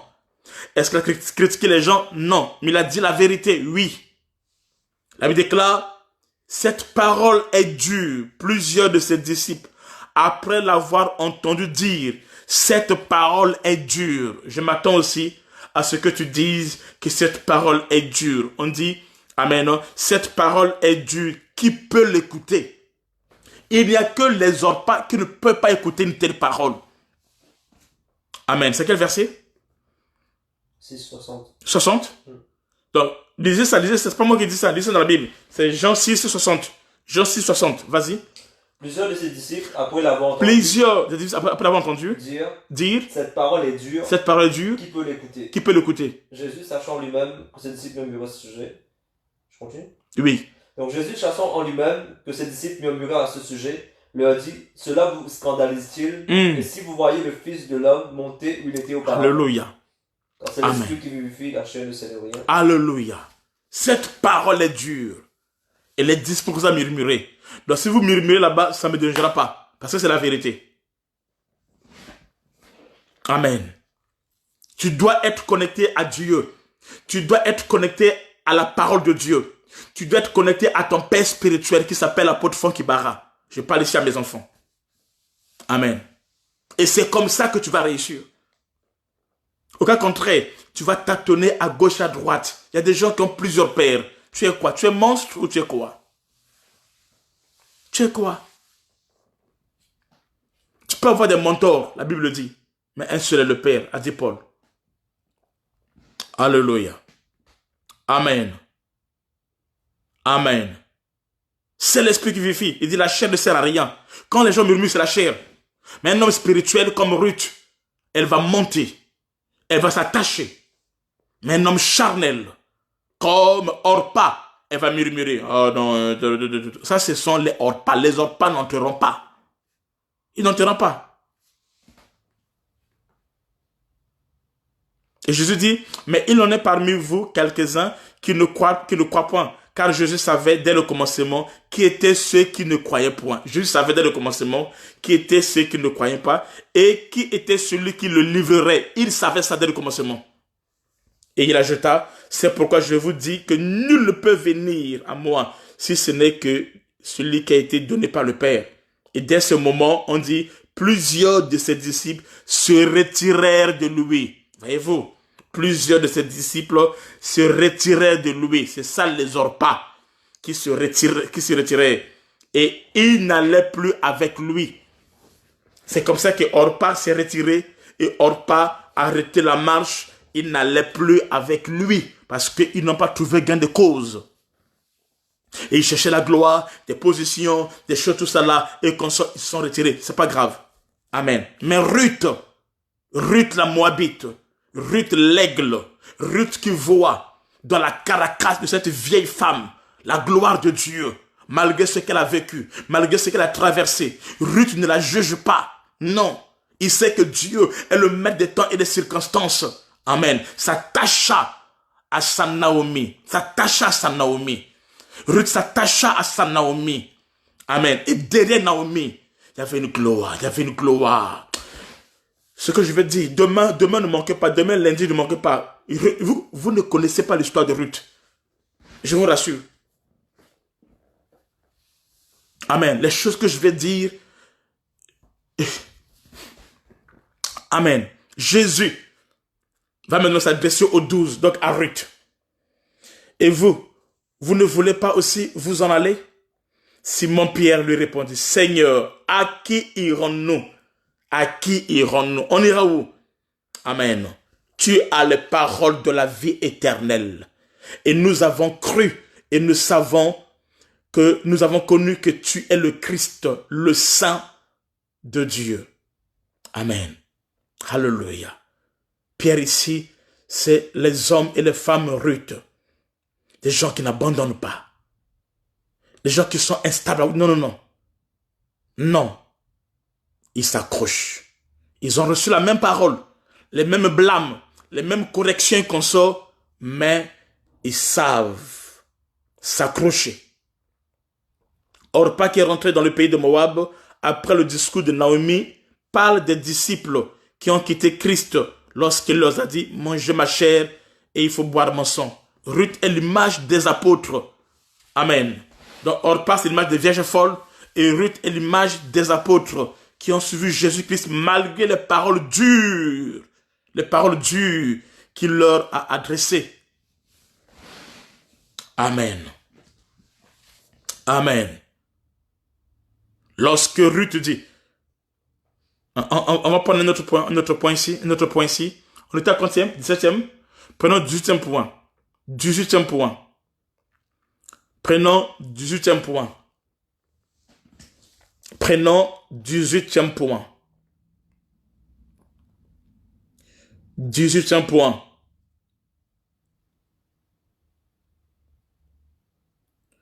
Prenons 18e point. Lorsque Ruth dit, écrivez, lorsque Ruth dit, où tu iras, j'irai. Où tu demeureras, je demeurerai. Ton peuple sera mon peuple et ton Dieu sera mon Dieu. Ceci parle de la conversion vers le vrai Dieu d'Israël. C'est pour dire que Ruth était vraiment convertie envers le vrai Dieu d'Israël. C'est pour ça lorsque Naomi, Orpa est partie, Naomi dit, retourne comme ta compatriote qui est allée vers son peuple et vers ses dieux. Mais quand Ruth dit cela, il brise, il n'appartient plus aux dieux des Moab, des Moabites et consorts, il appartient maintenant au véritable Dieu d'Israël. Yes, dit je suis une Ruth. Merci beaucoup Marisa Maniko qui a dit je vais être une Ruth. Il faut dire je suis une Ruth. Alléluia. Amen. Je suis une Ruth. Alléluia. Amen. Il dit, lorsque Ruth dit cela, cela montre sa conversion au vrai Dieu d'Israël, car elle a quitté son pays. En réalité, Orpa n'avait jamais quitté, en réalité. Mais Ruth a quitté son pays. Amen. Ruth a quitté son pays. Elle a quitté son pays, elle a quitté son peuple, elle a quitté ses dieux au profit du vrai Dieu d'Israël pour entrer au ciel. C'est-à-dire à Bethléem, qui est la maison du pain. C'est ça qui donne l'accès à Ruth d'entrer dans le ciel, c'est-à-dire à Bethléem, qui est la maison du pain. Pourquoi? Parce qu'elle avait réellement quitté. Mais par contre, Orpa n'avait pas quitté. N'avait pas réellement quitté. C'était juste la chair. Alléluia. Amen. Et pour faire tout cela, cela demande un prix à payer. Ruth a payé le prix. Nous devons d'abord quitter. Il faut quitter. Il faut quitter. Beaucoup de gens viennent à l'église mais n'ont jamais quitté le monde. Ils sont encore dans le monde. Ils viennent à l'église et ils sont venus à l'église avec la mentalité du monde, avec le comportement du monde, avec le raisonnement du monde. Ils n'ont jamais quitté. Quand tu n'as jamais quitté, ça sera compliqué pour toi. Amen. Amen. Il faut quitter. Dieu a dit à Abraham, Abraham, quitte ton pays. Les Abraham quittent. Les Ruth quittent. Ils doivent quitter. Joseph a quitté. Ils doivent quitter. Moïse a quitté. Ils doivent quitter. Jésus a... Alléluia. Il faut quitter. Celui qui ne quitte pas réellement son pays, c'est-à-dire le monde, il ne peut pas entrer à Bethléem. C'est impossible. Il faut quitter. Quitter ici, c'est pas seulement quitter, c'est-à-dire qu'il faut qu'on change de mentalité. Amen. De mentalité. Comme ça, nous devons suivre le Seigneur Jésus-Christ. Dans la parole, dans la vérité, dans l'humilité, dans la simplicité, et Dieu nous bénira. Alléluia. Alléluia. Et Dieu va nous bénir. Amen. Il y a des gens, ils sont à l'église, mais ils sont encore dans l'alcool, dans la prostitution, dans plein d'histoires. On doit quitter. Je dois quitter le monde. Dans le mensonge, dans l'escroquerie. Non. Il y a même des gens qui viennent faire le commerce à l'église, vont des trucs, l'église c'est pas un endroit de commerce. Amen. L'église c'est la maison de Dieu. C'est là où il y a la parole de la présence de Dieu. On doit quitter. Amen. Et que Dieu nous aide à quitter réellement. Amen. Notre pays, qui est le type de ce monde, notre patrie, qui sont nos coutumes, qui sont l'idolâtrie, qui est l'image de la vie mondaine, de la vie du péché. Pour faire quoi? Pour suivre le vrai Dieu d'Israël. Amen. Qui s'appelle Jésus-Christ de Nazareth. C'était le 18e point. Amen. 19e point. 19e point. 19e point. Naomi qui emmène Ruth à Bethléem est l'image de la grâce de Dieu qui nous sauve. Naomi qui emmène Ruth à Bethléem est l'image de la grâce de Dieu qui nous sauve. Naomi, dans le nom, signifie malgracieuse. Dans le nom signifie jolie. Dans le nom signifie coquette. Dans le nom signifie amitié. Amen. Qui emmène Ruth. Ruth, dans le nom, signifie charme, beauté ou douceur. Amen. Qu'est-ce qu'elle fait? Elle emmène Ruth à Bethléem. Bethléem est la manifestation de la grâce de Dieu qui nous sauve. Amen. Qui emmène notre héritage. On peut lire ça dans la Bible. Nous lisons dans Tite 2:1. Tite 2:1. Alléluia. Dieu est dans sa parole. Pour toi, dis les choses qui sont conformes à la saine doctrine. Dis que le vieillard doit être sobre, honnête, modéré, saint dans la foi, dans la charité et dans la patience. Dis que les femmes âgées doivent aussi avoir l'extérieur qui convient à la sainteté, n'être ni médisantes, ni adonnées au vin, qu'elles doivent donner de bonnes instructions, dans le but d'apprendre aux jeunes femmes à aimer leur mari et leur enfant. Tite 2:1. Car la grâce de Dieu, source de salut pour tous les hommes, a été manifestée. C'est pas ça? C'est pas ça? Ça c'est 11. 11, hein? Vas-y. Donc 2:11. Quand la grâce de Dieu, source de salut pour tous les hommes, a été manifestée. C'est Tite 2:11, s'il vous plaît. Tite 2:11. Vas-y. Quand la grâce de Dieu, source de salut pour tous les hommes, a été manifestée, elle nous enseigne à renoncer à l'impiété et aux convoitises mondaines et à vivre dans le siècle présent selon la sagesse. Amen. Car la grâce de Dieu, source de salut pour tous les hommes, a été manifestée et nous enseigne à renoncer aux convoitises, tout ça là. Amen. Alléluia. Naomi, dans le nom, signifie, malgré tout ça, amène Ruth à Bethléem. Cela parle de la grâce de Dieu qui nous emmène dans notre héritage. Donc, Naomi fut la source de salut pour Ruth. Amen. Tout comme Ruth, Naomi fut la source de salut pour Ruth, de la même, la grâce de Dieu est la source de salut pour nous aujourd'hui. Amen. Amen. Amen. On peut lire ça. Proverbe 1, 8 à 9. Proverbe 1, 8 à 9.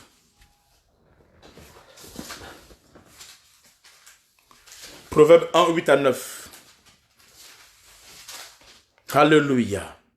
Écoute mon fils, l'instruction de ton père. Écoute mon fils, l'instruction de ton père. Et ne rejette pas l'enseignement de ta mère. Et ne rejette pas l'enseignement de ta mère. Car c'est une couronne de grâce pour ta tête. Car c'est une couronne de grâce sur ta tête. Et une parure pour ton cou. Amen. C'est quoi la couronne de grâce sur la tête de Ruth? Amen. C'est quoi cette couronne? C'est quoi qui va couronner Ruth à Bethléem? Ce n'est autre que, il dit, écoute mon fils, l'instruction de ton père. Le père instruit. Et ne rejette pas l'enseignement de ta mère. La mère enseigne. Et ces deux choses, l'instruction du père et l'enseignement de ta mère, une fois les deux mis ensemble, c'est ça qui constitue la couronne de grâce sur la tête de Ruth. Tu dois écouter. Ruth doit écouter Naomi. Ruth doit écouter Naomi. Ruth doit écouter Naomi. Il y a l'instruction, du père, de ton père. Et il dit l'enseignement de ta mère.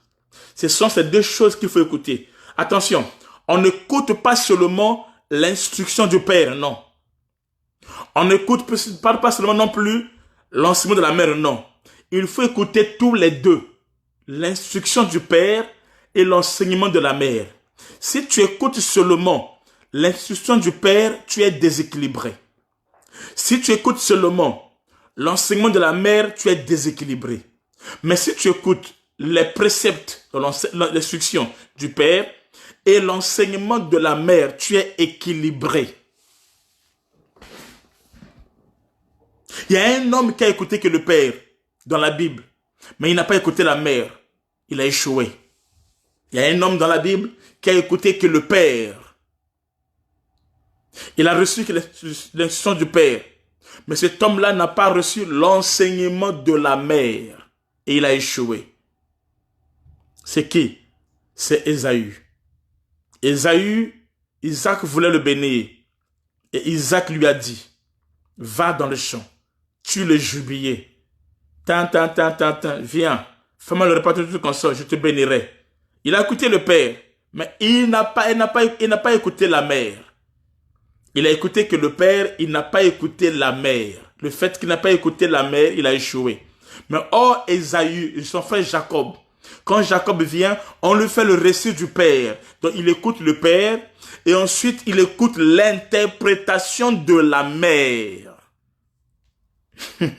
Amen.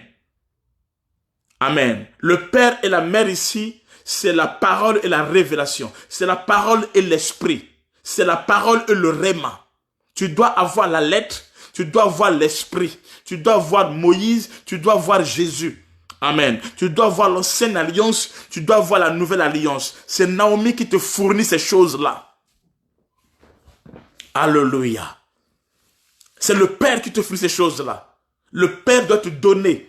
Amen. L'homme de Dieu, ton Père spirituel, il est celui qui te donne le pain et le vin. Comme Melchisedec a donné à Abraham le pain et le vin et sa vie a changé. Son nom a même changé. Ça, c'est Naomi. C'est Naomi. C'est Naomi qui fait ça. C'est Naomi qui emmène Ruth à Bethléem. C'est-à-dire, c'est Naomi qui emmène Ruth dans les dimensions où il lui donne le pain et le vin, où il lui donne l'instruction du père et l'enseignement de la mère. Et c'est comme ça que Jacob a reçu ce que Ésaü, qui n'a écouté que l'enseignement du père, c'est-à-dire qui n'a lu que l'Ancien Testament, mais qui n'est pas rentré dans la révélation, dans l'accomplissement, dans l'explication, dans le réma. Il n'a pas eu le réma, c'est-à-dire qu'il n'a pas la vie. C'est le réma, la révélation. Un peuple sans révélation, c'est un peuple sans frein. La lettre tue, mais c'est l'esprit qui est le réma qui vient vivifier. Alléluia. Alléluia. Alléluia. Le Père spirituel, ce n'est pas la personne qui t'a mis au monde, non. Ce n'est pas la personne qui t'a conduit à l'église, non. Un Père, c'est-à-dire si je suis le fils de M. Ibarra, parce que je suis le fruit de la sémence. C'est celui qui a mis en toi la sémence. C'est-à-dire que la sémence que tu as aujourd'hui, c'est sa sémence à lui. C'est son enseignement. Je laisse ça. Alléluia. Amen. Amen. Une parure au cou. Il dit c'est une couronne de grâce à ta tête. Une parure à ton cou. Le Père, c'est la loi. C'est ça l'instruction. La mère, c'est la grâce. C'est ça l'enseignement de la mère. L'enseignement de la mère, c'est la grâce qui nous emmène à la destination qui est l'éternité. Éphésiens 2, versets 8 à 9. Éphésiens 2, le verset 8 au verset 9. Éphésiens 2, 8 à 9. Alléluia. Car c'est par la grâce que vous êtes sauvés. C'est par la grâce que vous êtes sauvés. Par le moyen de la foi. Par le moyen de la foi. Et cela ne vient pas de vous. Et cela ne vient pas de vous. C'est le don de Dieu. C'est le don de Dieu. Ce n'est point par les œuvres. Ce n'est point par les œuvres. Afin que personne ne se glorifie. Afin que personne ne se glorifie. Quand nous sommes son ouvrage, ayant été créés en Jésus-Christ pour les bonnes œuvres. Amen.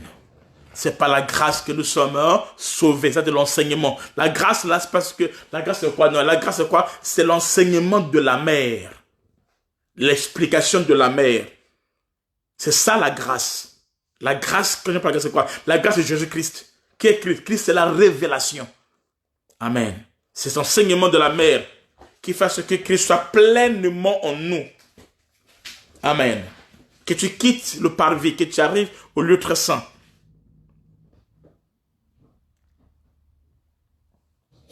Amen. Mouvement 20, 25 points. 25 points. 25 points. Naomi qui emmène Ruth à Bethléem montre le ministère de la parole qui est Jésus dans sa faiblesse. Nous emmène dans l'héritage.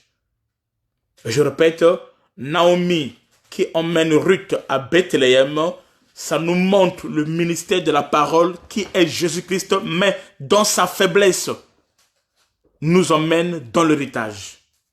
Parce que Naomi était faible. Naomi était faible. Amen. Naomi emmena Ruth à Bethléem car elle connaissait le chemin de Bethléem. Pourquoi? Parce que Naomi vient de Bethléem. Seul celui qui vient de Bethléem peut te conduire à Bethléem. Naomi qui conduit Ruth à Bethléem parle sur le ministère de la parole qui est Jésus dans la faiblesse qui nous emmène dans notre héritage. Si Dieu est resté esprit, il ne pouvait pas nous sauver. Il ne pouvait pas nous emmener à notre héritage. Voilà, Dieu qui est esprit devait porter un corps. Un corps. Le corps que Dieu est esprit a porté. Amen. Amen. Il est devenu faible comme une femme. Car la chair, c'est la faiblesse. tout comme la femme est la faiblesse. Il est devenu faible comme une femme. La chair, c'est sujet de la faiblesse. Comme la femme aussi est aussi sujet de la faiblesse. Amen. Pour nous faire quoi? Pour nous emmener dans notre héritage qui est le ciel. On va lire ça dans la Bible. 1 Pierre 3, versets 3 à 7. La femme est sujet de faiblesse. 1 Pierre 3, versets 3 à 7. 1 Pierre 3, versets 3 à 7. On va lire ça. Ayez non cette parure extérieure qui consiste dans les cheveux tressés. Écoutez, ayons non. Est-ce qu'on peut afficher ça? Affichez-moi 1 Pierre 3, 3 à 7, s'il vous plaît. Katia André, tu peux? Maïsa, Nishta, tout ça là, affichez-moi ça, s'il vous plaît. Merci. Vas-y.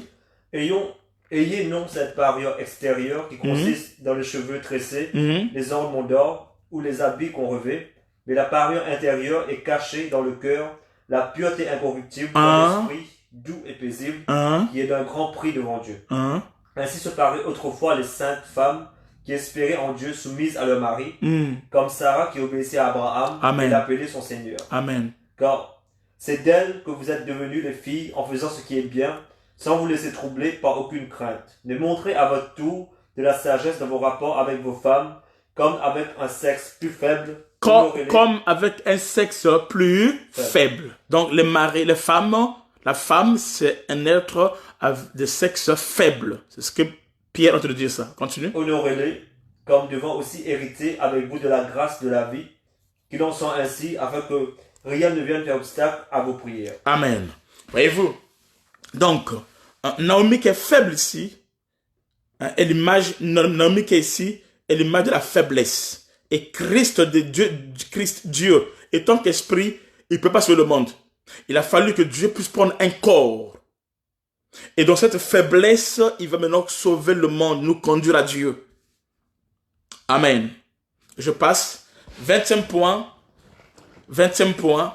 Naomi est aussi le ministre de Dieu qui nous amène à la destination. 20e point. Naomi est l'image des ministres de Dieu. Des ministres de Dieu qui nous amènent à la destination. Naomi est l'image des ministres de Dieu qui nous amènent à la destination. Naomi.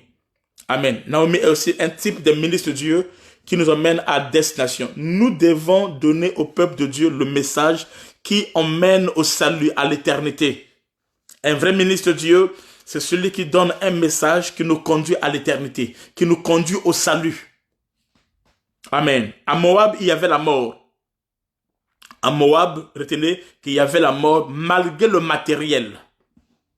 Donc on peut prêcher un message qui nous conduit au matériel. C'est pas ce message-là. C'est pas ça, Naomi. On peut prêcher un message qui, oui, Dieu devient une femme, oui. De toute façon, on aura un message où nous allons parler Dieu au féminin. Il y a un message que nous allons prêcher ici, on parle de Dieu au féminin. Amen. Amen. Naomi est un type, Jésus ici, Moab, il y avait la mort, malgré il y avait le matériel. C'est à cause du matériel de Moab que Elimelech est venu à Moab. Mais il y avait la mort. Donc ils sont venus à Moab malgré le matériel, mais le constat, c'est que c'était la mort. Amen. Il y avait à manger, mais il n'y avait pas la vie. Il y avait le matériel, il y avait à manger toutes ces choses-là, mais il n'y avait pas la vie. Mais qui est Naomi? Naomi est le type de ce ministre de Dieu. Non pas seulement qui s'arrête sur le matériel, non. Mais qui amène,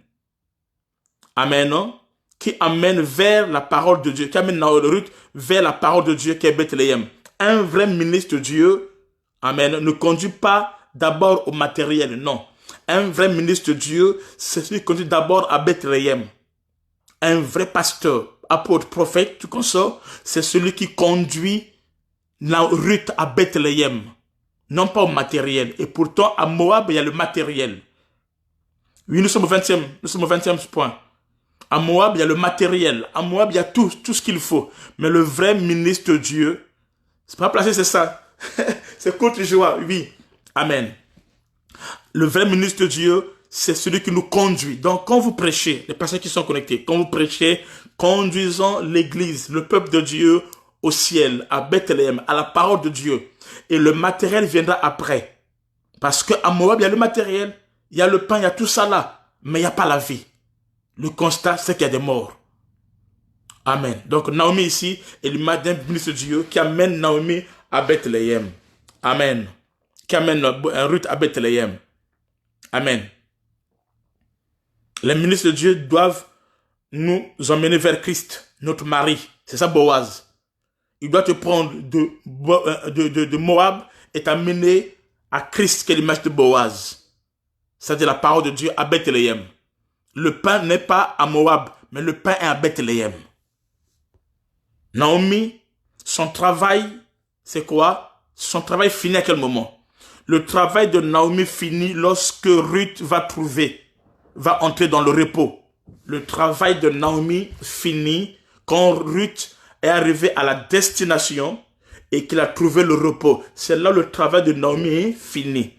Tant que Naomi n'a pas mené Ruth à Bethléem et qu'il n'a pas trouvé le repos, son travail ne finit pas. Il va continuer à travailler.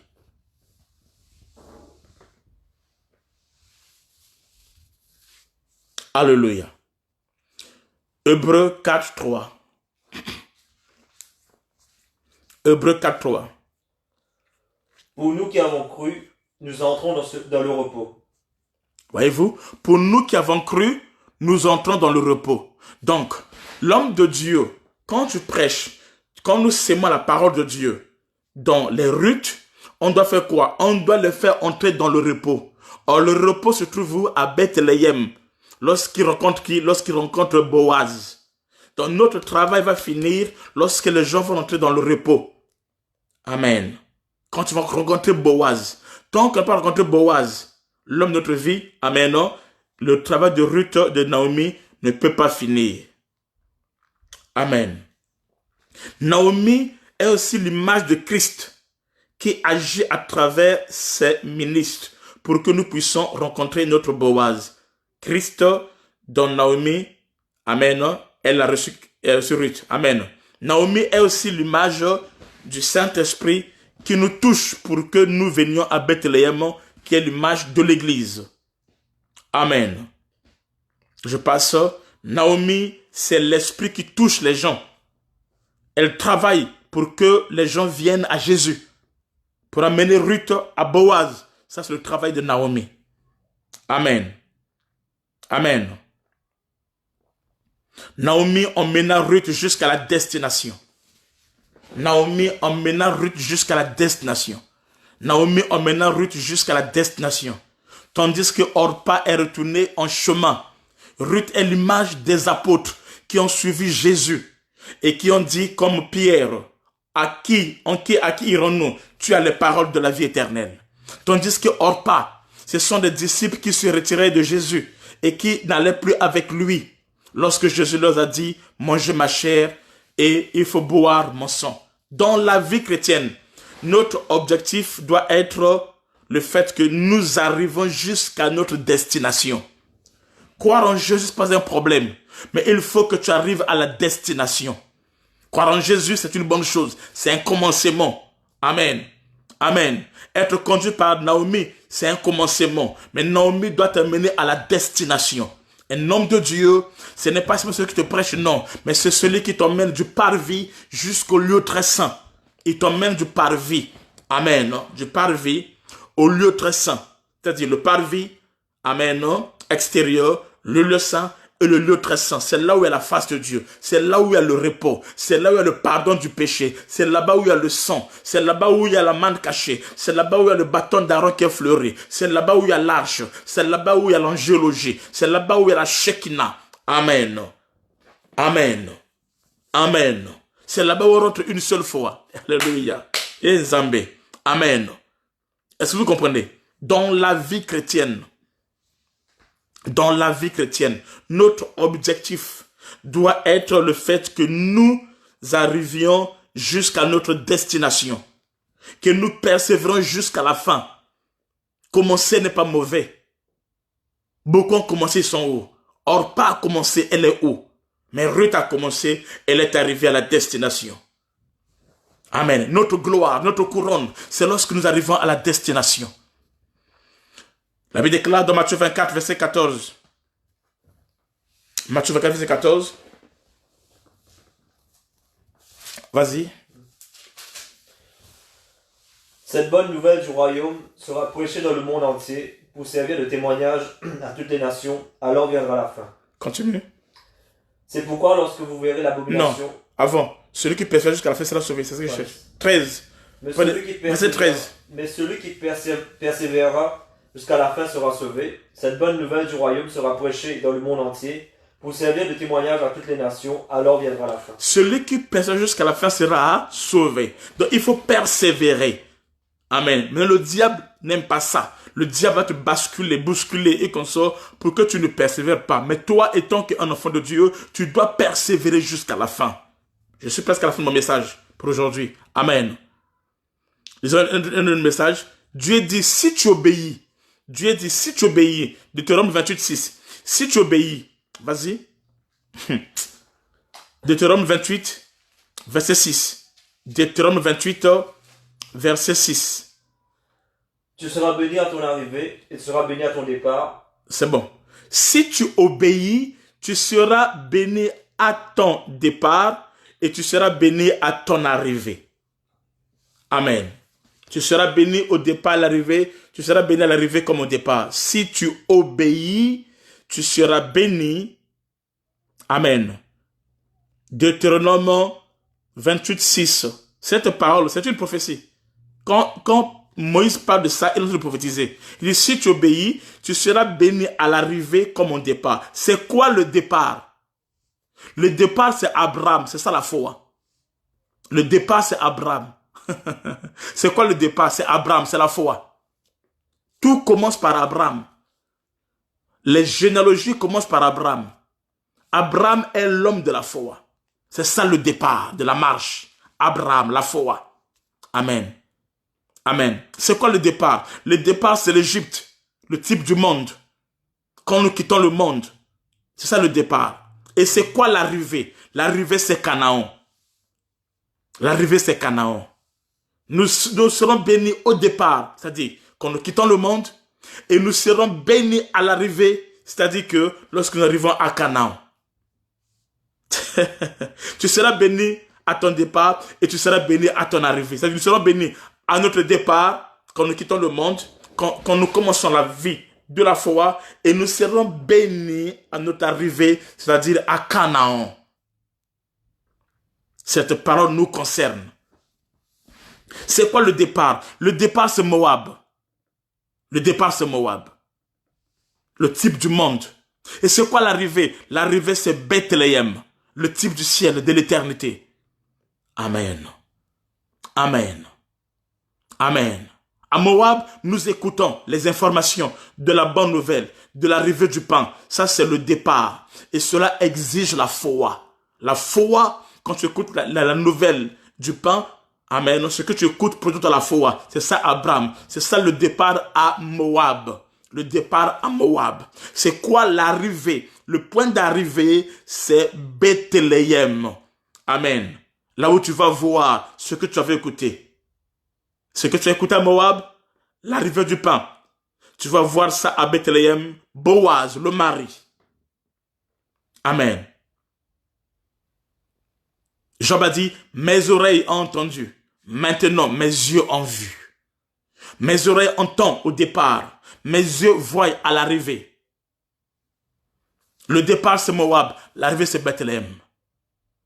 Un jour, nos yeux verront si nous arrivons au point d'arrivée. Si on arrive au point d'arrivée, nos yeux verront cet homme bien-aimé, cet homme glorieux, notre époux, notre bien-aimé, Seigneur Jésus-Christ. Mais pour arriver à cela, il faut faire quoi? Il faut obéir. On doit marcher avec Ruth, avec Naomi. C'est Naomi qui nous conduira. Amen. Amen. Alors le dernier point pour aujourd'hui, pour clôturer aujourd'hui, dernier point, c'est le point 22. Aujourd'hui, on clôture par le point 22. Dernier point aujourd'hui pour clôturer aujourd'hui, le point 22. Le retour de Naomi et de Ruth à Bethléem est notre retour à l'éternité. Le retour de Naomi et Ruth à Bethléem parle de notre retour à l'éternité. Point 22, le retour de Naomi et Ruth à Bethléem illustre notre retour à l'éternité. Alléluia. Point 22, le retour de Naomi et Ruth à Bethléem parle de notre retour à l'éternité. Ruth et Naomi qui sont rentrés à l'époque de la moisson. Vous voyez, l'époque de la moisson. On a vu ça avec vous quand j'ai parlé sur le mystère de la moisson. Donc, Ruth et Naomi sont rentrés à Bethléem à l'époque de la moisson. Cela est l'image du temps de l'enlèvement de l'église. Parce que l'enlèvement de l'église aussi est considéré comme le temps de la moisson. Amen. L'enlèvement de l'église est considéré comme le temps de la moisson. C'est pour cela, lorsque Ruth et Naomi arrivent à Bethléem, elles arrivent au temps de la moisson, c'est-à-dire au temps de l'enlèvement de l'église. Amen. Amen. Elles arrivent au temps de la moisson à Bethléem, c'est-à-dire au temps où l'enlèvement se fait. Parce que l'enlèvement dans la Bible est aussi symbolisé comme une moisson.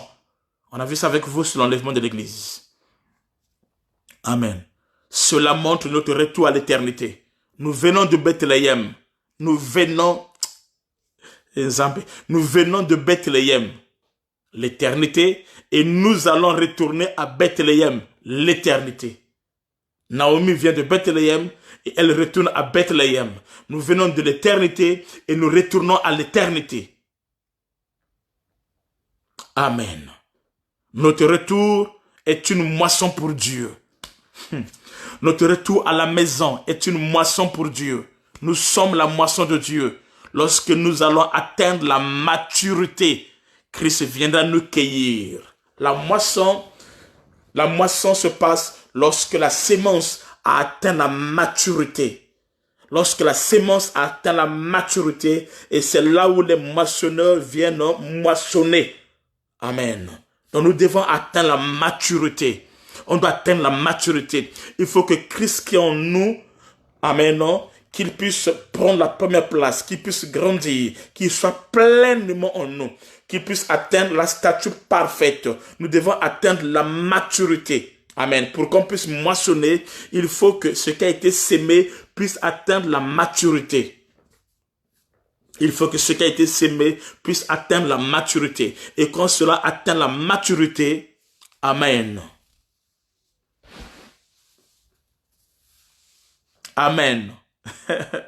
Quand on atteint la maturité, alors Christ, notre époux, il viendra nous cueillir. Alors, c'était ça pour aujourd'hui. Alors, il y a quelque chose qui me gêne beaucoup, mais que je n'ai pas le choix, je dois dire. Amen. C'est à propos de la salle. Ça me gêne beaucoup, parce que les gens nous critiquent. Les gens nous critiquent beaucoup, mais on n'a pas le choix. Nous devons payer la salle. Donc, tous ceux qui sont à Sarcelles, ou ceux qui sont à Lille, ou n'importe qui peut contribuer pour la salle, contactez-nous s'il vous plaît. Jusqu'alors, il n'y a qu'une sœur qui m'a contacté, sœur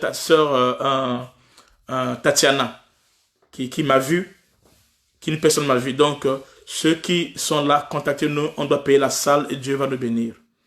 Amen. Ceux qui sont à Lille, contactez maman Grâce et Dieu va nous bénir. Ceux de Paris de Sarcelles, essayez de me contacter s'il vous plaît, on doit payer la salle et Dieu va nous bénir. Que la grâce soit sur vous et que Dieu vous bénisse. Je vous aime beaucoup. Amen. Et que Dieu nous fasse du bien au nom de Jésus-Christ. Shalom. N'oubliez pas, nous avons notre prière demain, dimanche à 5h00. 5h00, on a notre prière en ligne. 5h00, heure de Paris. 7h, heure de Maurice. 4h, heure de l'Afrique centrale. Nous sommes en prière en ligne pendant 1 heure demain. De l'IOD, il faut te connecter pour la prière. Et ensuite, il y a que la sœur Tatiana qui m'a contacté, qui m'a vu pour la salle. En dehors d'elle, il n'y a personne encore. Donc, essayez de nous voir pour qu'on paie la salle et Dieu nous bénira. Peu aussi vos dîmes aussi, Dieu vous bénira. Faites aussi vos offrandes aussi, Dieu vous bénira. Et ensuite, nous aurons notre culte demain. Pour ceux qui sont à Paris, le culte ça va commencer à 10h. À Maurice, je pense que ça commence avant. Mais à Paris, ce sera 10 heures. On sera connecté et Dieu va nous bénir. Demain, dimanche, nous aurons un enseignement puissant et Dieu sera glorifié. Que la grâce de Dieu soit votre partage. Que Dieu vous bénisse. Amen. Partagez ce message et que Dieu nous fasse grâce. Je dis bonsoir à Hachim et André, mes bébés à moi depuis Brazzaville. Papa vous dit, je vous aime. Bon, à tout le monde, à mes sept lampes, les chandeliers de la porte Frankiba, les chandeliers de la Shekinah, les chandeliers de la colonne de feu. Soyez bénis au nom de Jésus-Christ. Amen. Je salue tout le monde. S'il vous plaît, partagez la vidéo dans vos murs, quelque part. Partagez la vidéo et Dieu nous bénira. S'il vous plaît. S'il vous plaît. Merci. Pensez à ce qu'on paye la salle, s'il vous plaît. Que Dieu vous bénisse et que la grâce soit sur vous. À demain, 10h00 heure de Paris pour notre culte.